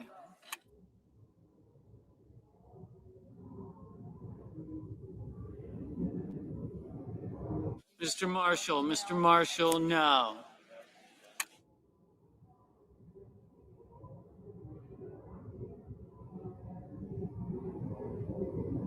Ms. Cortez Masto, aye.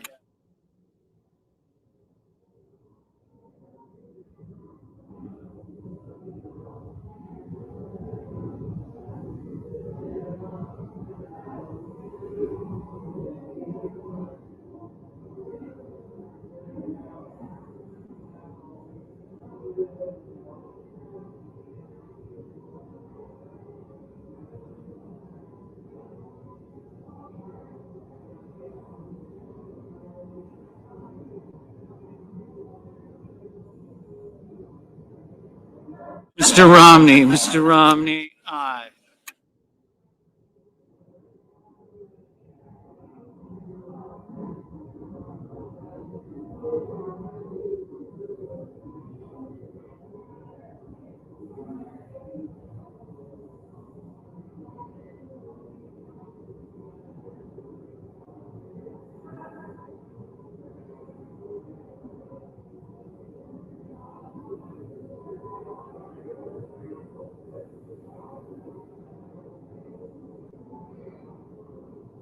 Mr. Daines, no.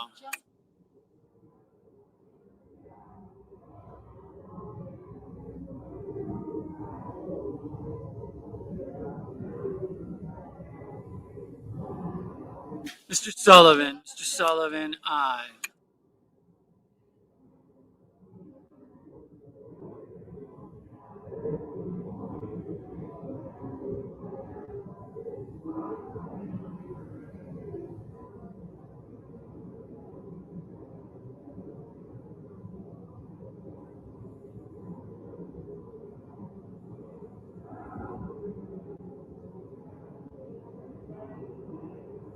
Mr. Crapo, aye.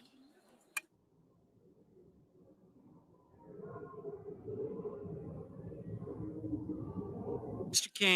Kane, aye.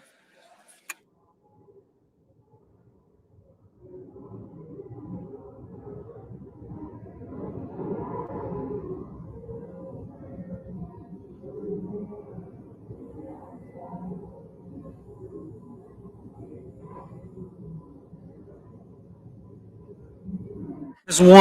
Warren, aye.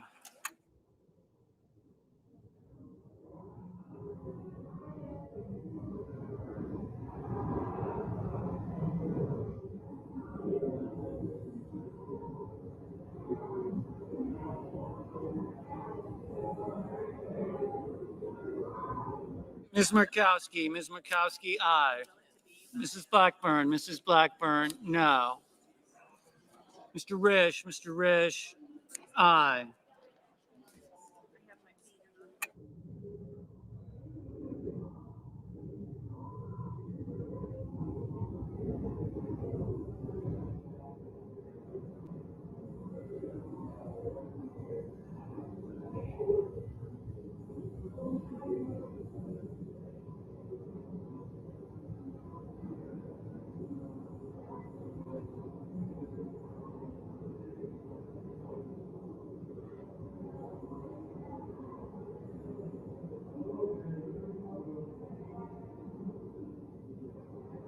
Mr. Cassidy, aye.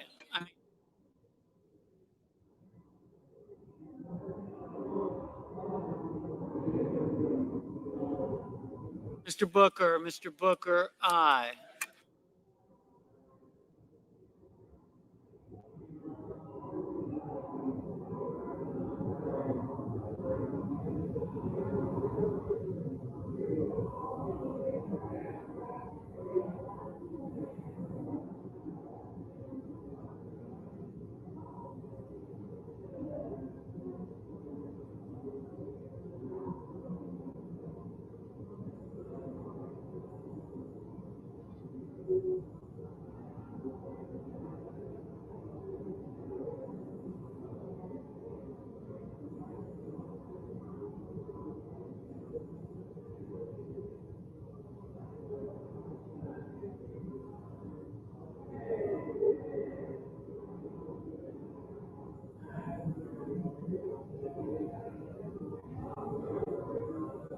Mr. Ossoff. Mr. Ossoff, aye.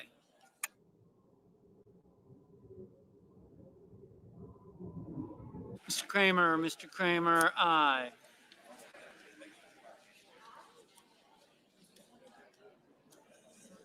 Mrs. Murray. Mrs. Murray, aye.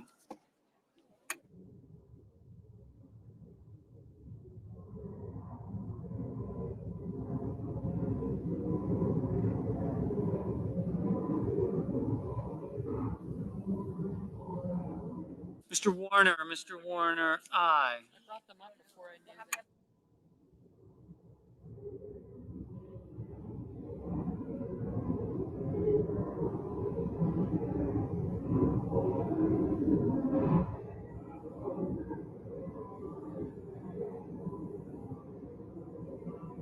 Mr. Toomey. Mr. Toomey, no. Mr. Lankford. Mr. Lankford, no.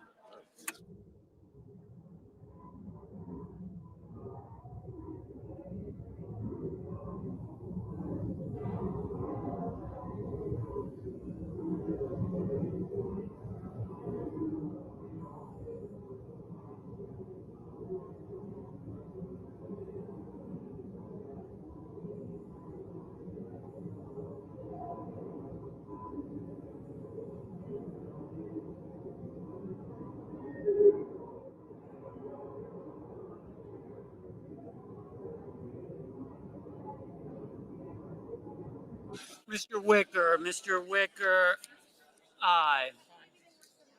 Mr. McConnell. Mr. McConnell, aye.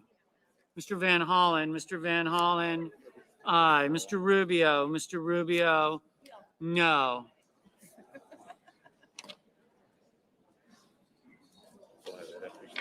Mr. Bozeman. Mr. Bozeman, no.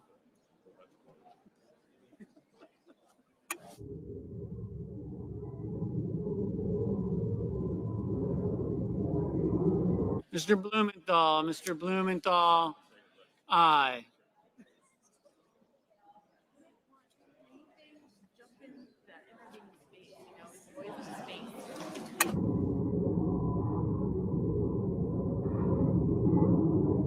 Mr. Moran. Mr. Moran, no.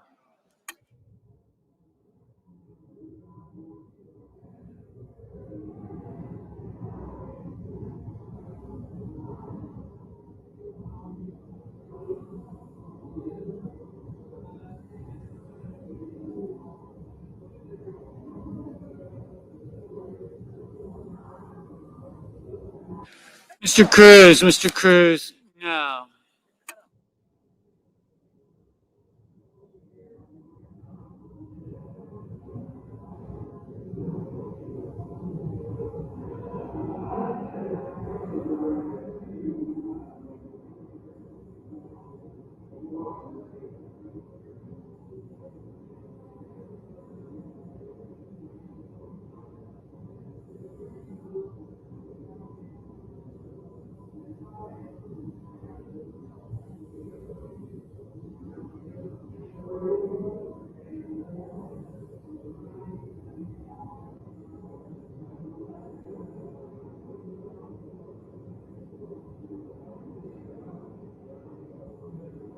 Mr. Sanders. Mr. Sanders, aye.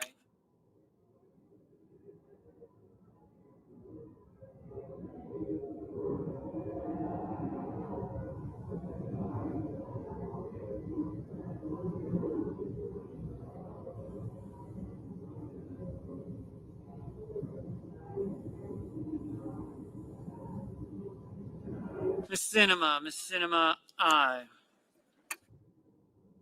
Mr. Carden. Mr. Carden, aye.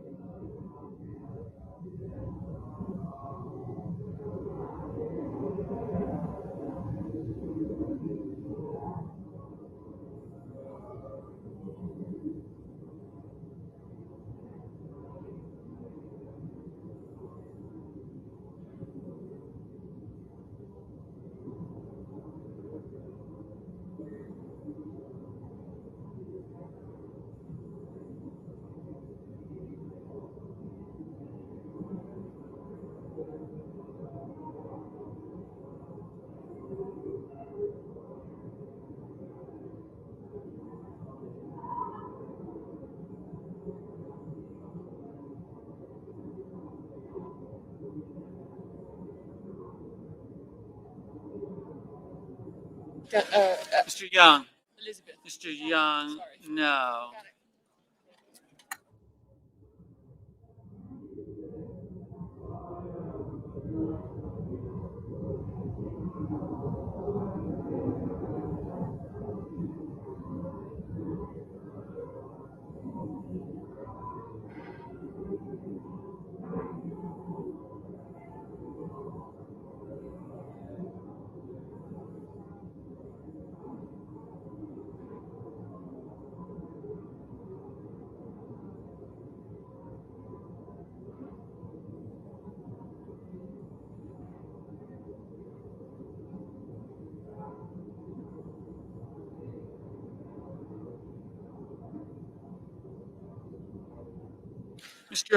Mr. Hoven, aye. Mr. Markey, aye.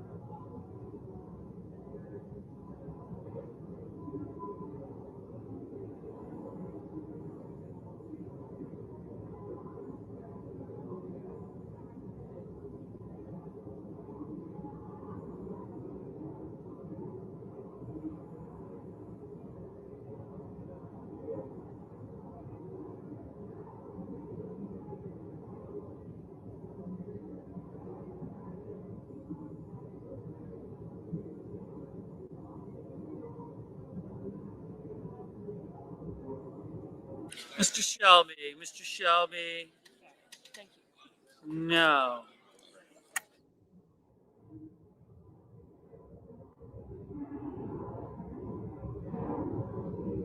Mr. Scott of South Carolina, no.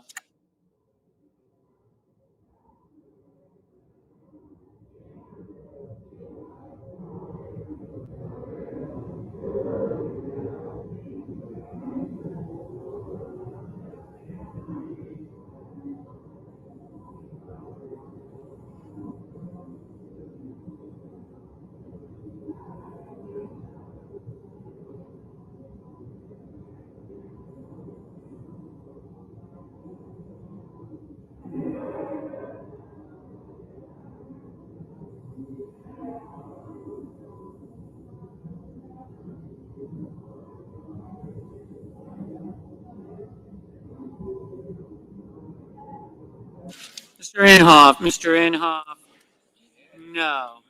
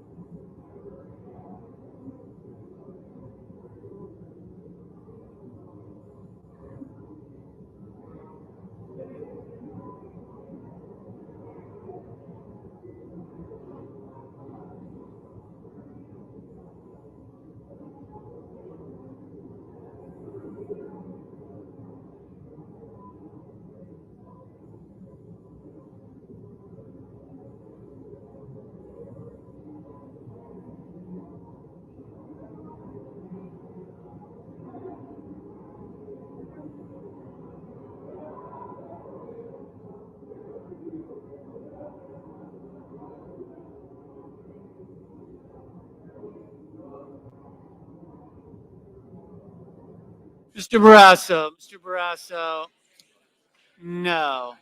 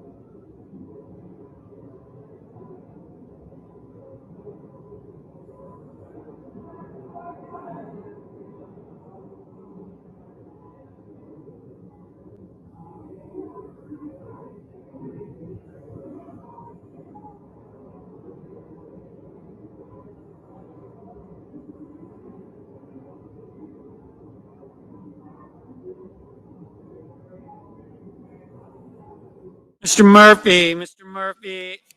Aye.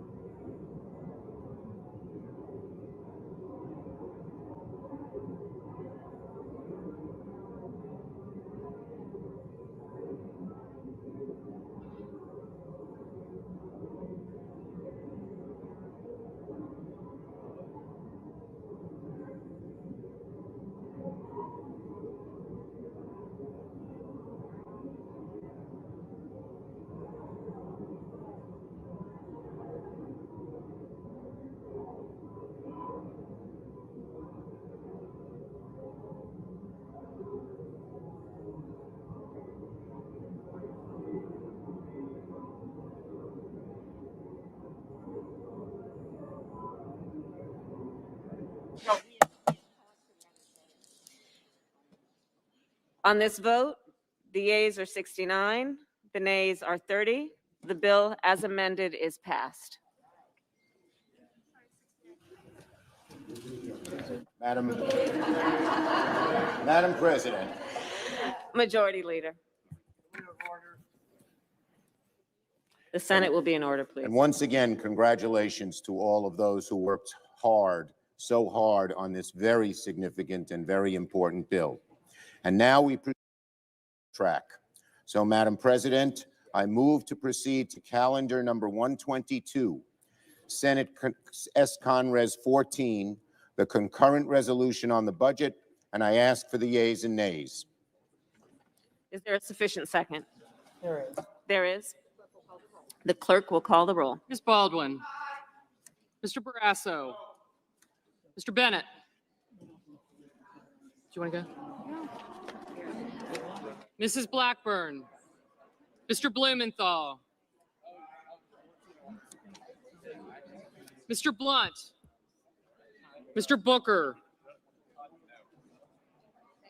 See you later. Madam Vice President. I got you. Thank you. Lujan Cantwell.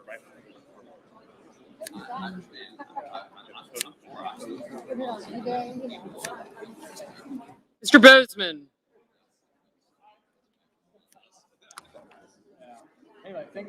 I got you.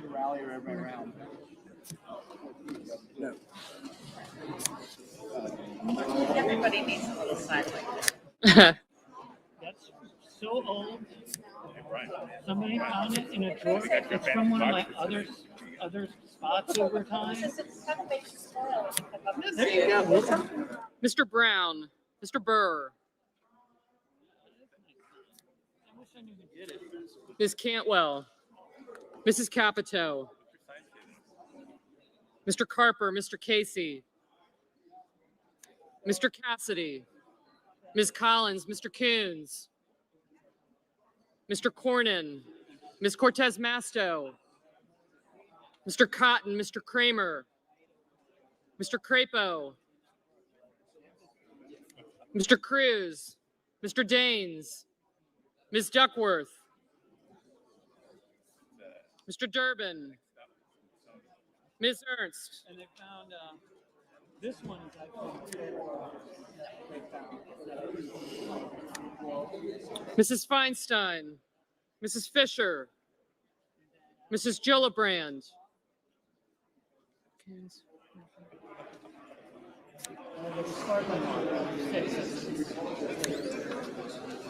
Mr. Graham. Mr. Grassley.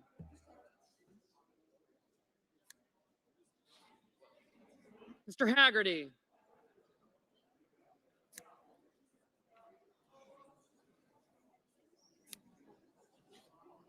Gotcha. Yep, thank you.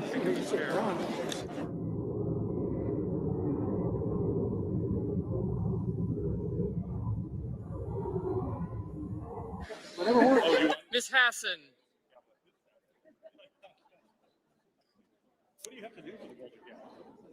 Mr. Hawley. Mr. Heinrich. Mr. Hickenlooper.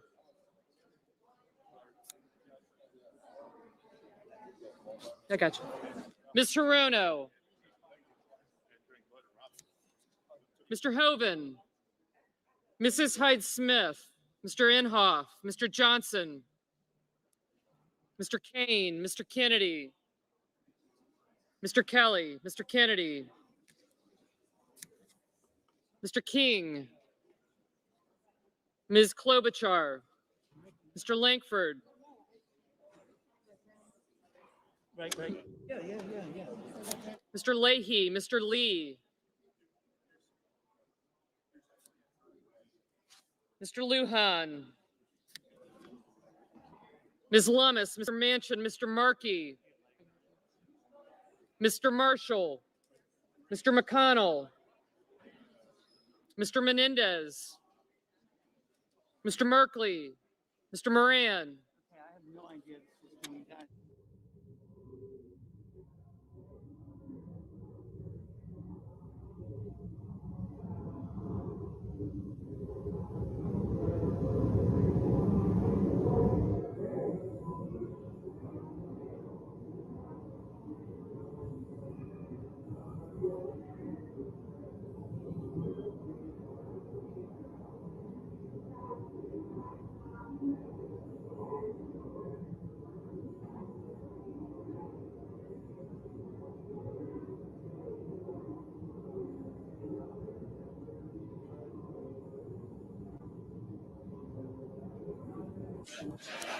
Ms. Murkowski, Mr. Murphy, Mrs. Murray, Mr. Ossoff, Mr. Padilla, Mr. Paul, Mr. Peters, Mr. Portman,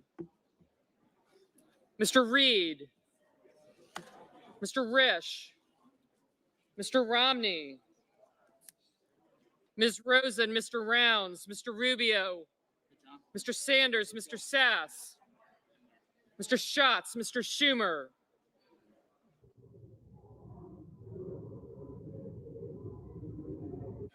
Mr. Scott of Florida, Mr. Scott of South Carolina, Mrs. Shaheen,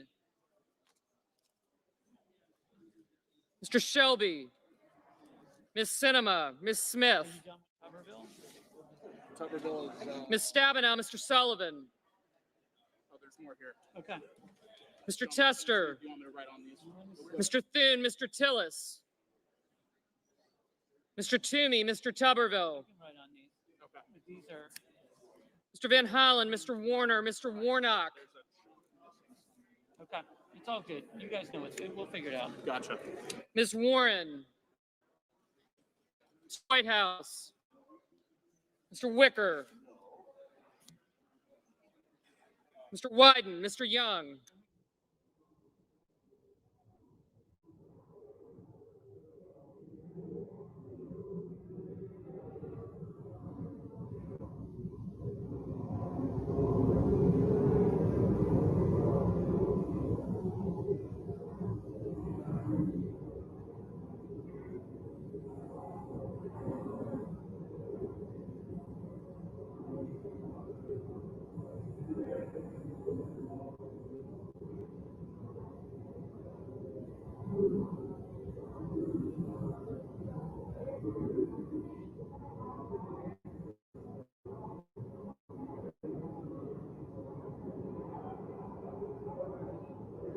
Senators voting in the affirmative: Baldwin, Blumenthal, Brown, Cantwell, Cardin, Carper, Casey, Coons, Durbin, Heinrich, Hickenlooper, Kane, Kelly, Leahy, Lujan, Manchin, Markey, Murphy, Murray, Padilla, Peters, Rosen, Sanders, Schatz, Sinema, Stabenow, Van Hollen, Warren, and Wyden.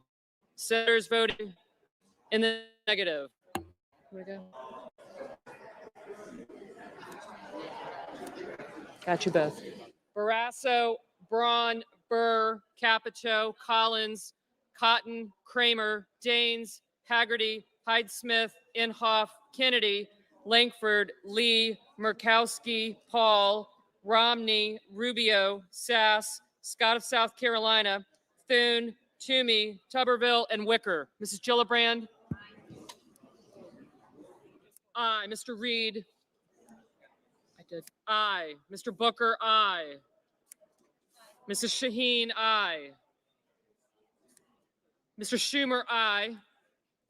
Ms. Cortez Masto? Aye. Mr. Cornyn? No. Okay. Mr. Hoven? No.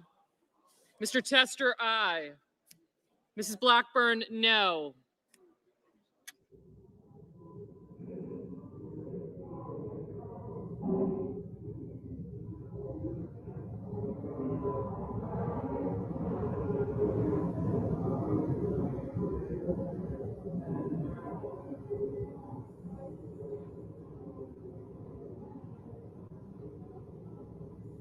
Mr. Portman? No.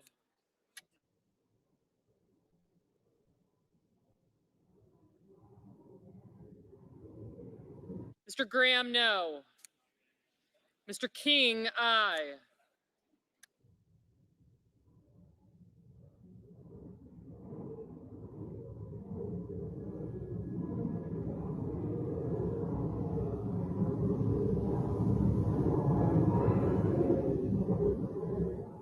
Mr. Crapo? No.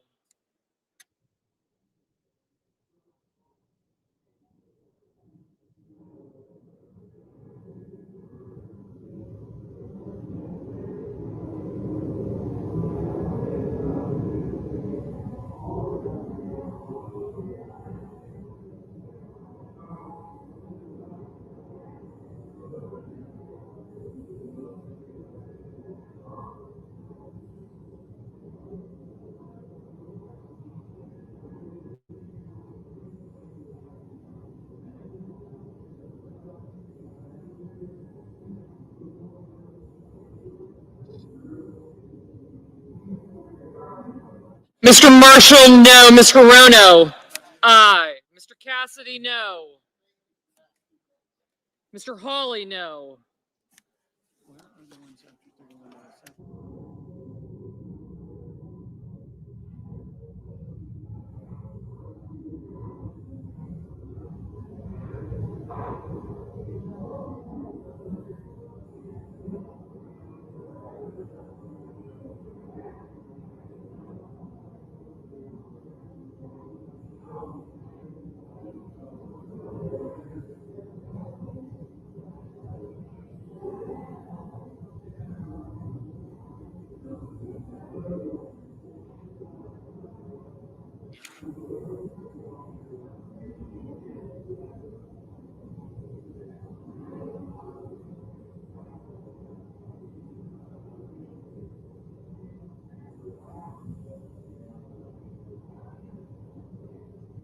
Ms. Ernst, no.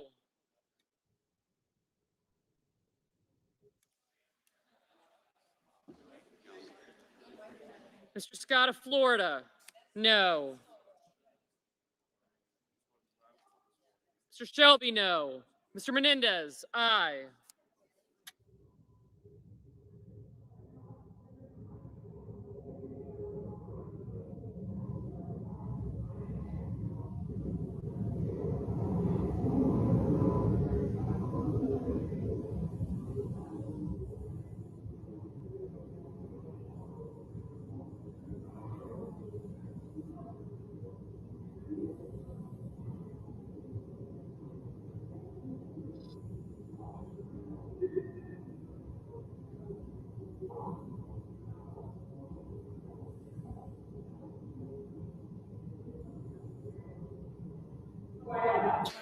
Mr. Whitehouse, aye.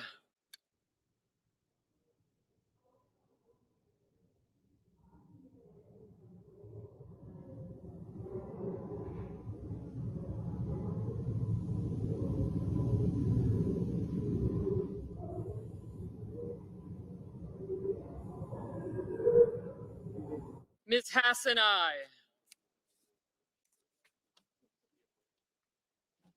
As soon as you do 51, can I have it? 51? Yep. And then I'll get 31, these off. 51? 32, 51. The next one he has Got to it. tag, and then I can. Marianne, this is 3301. Do you have one that's 3251? No. Mr. Bozeman, no.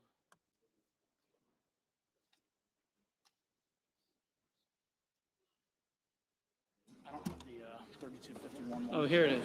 No, that's No, it's 33. okay.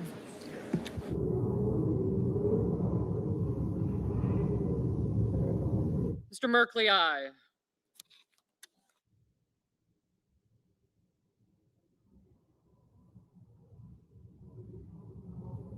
Mr. Warnock, aye.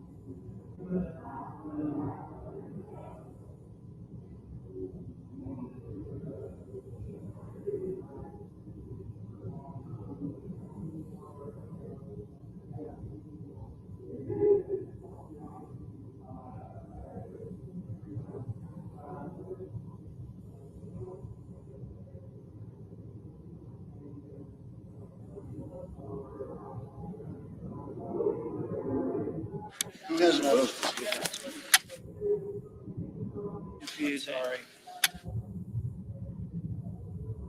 Mr. Moran, no. Mr. Tillis, no.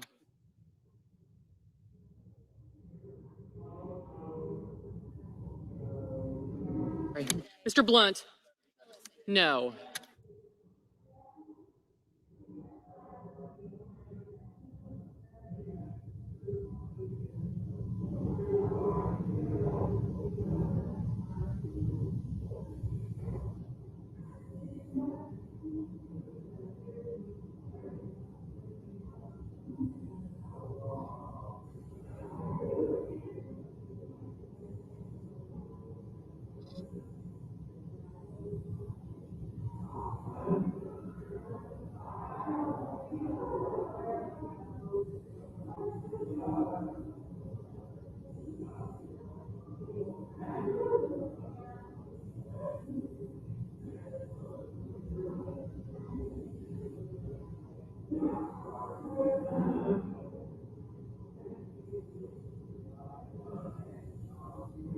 Mr. Bennett, aye.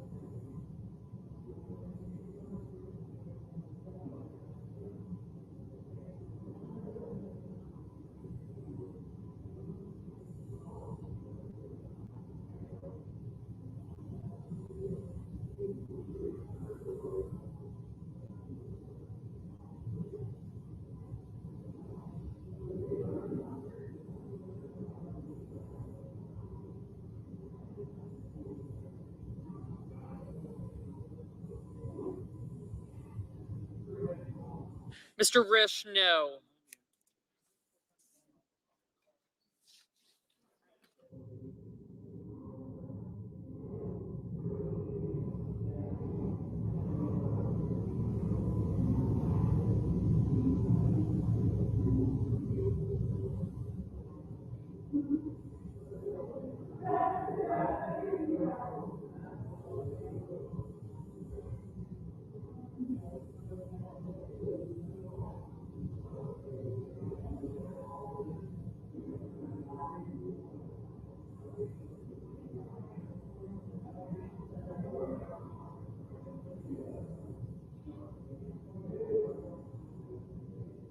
Mr. Ossoff, aye.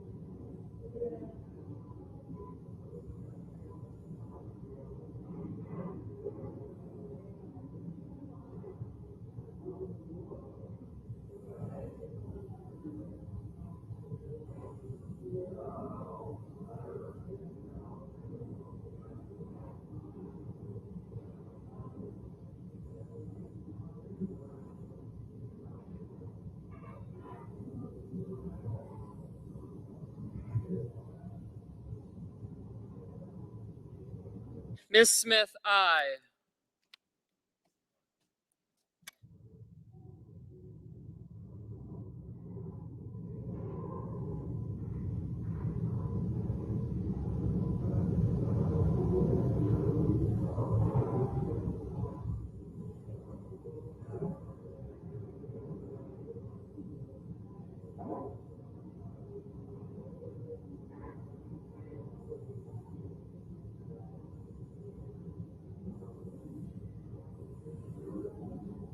Mr. Grassley, no.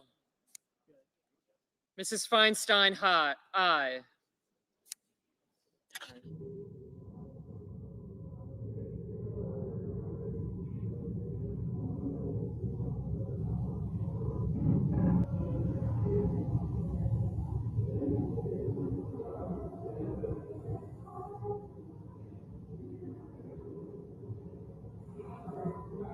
Ms. Duckworth, aye.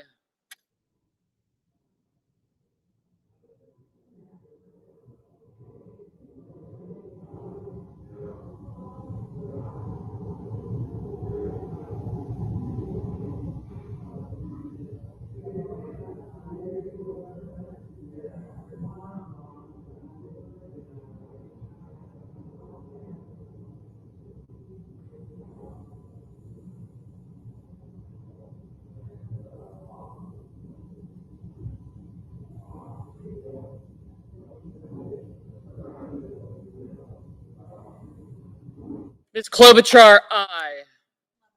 Ms. Lummis, no. Are you okay for a second? I'm sorry.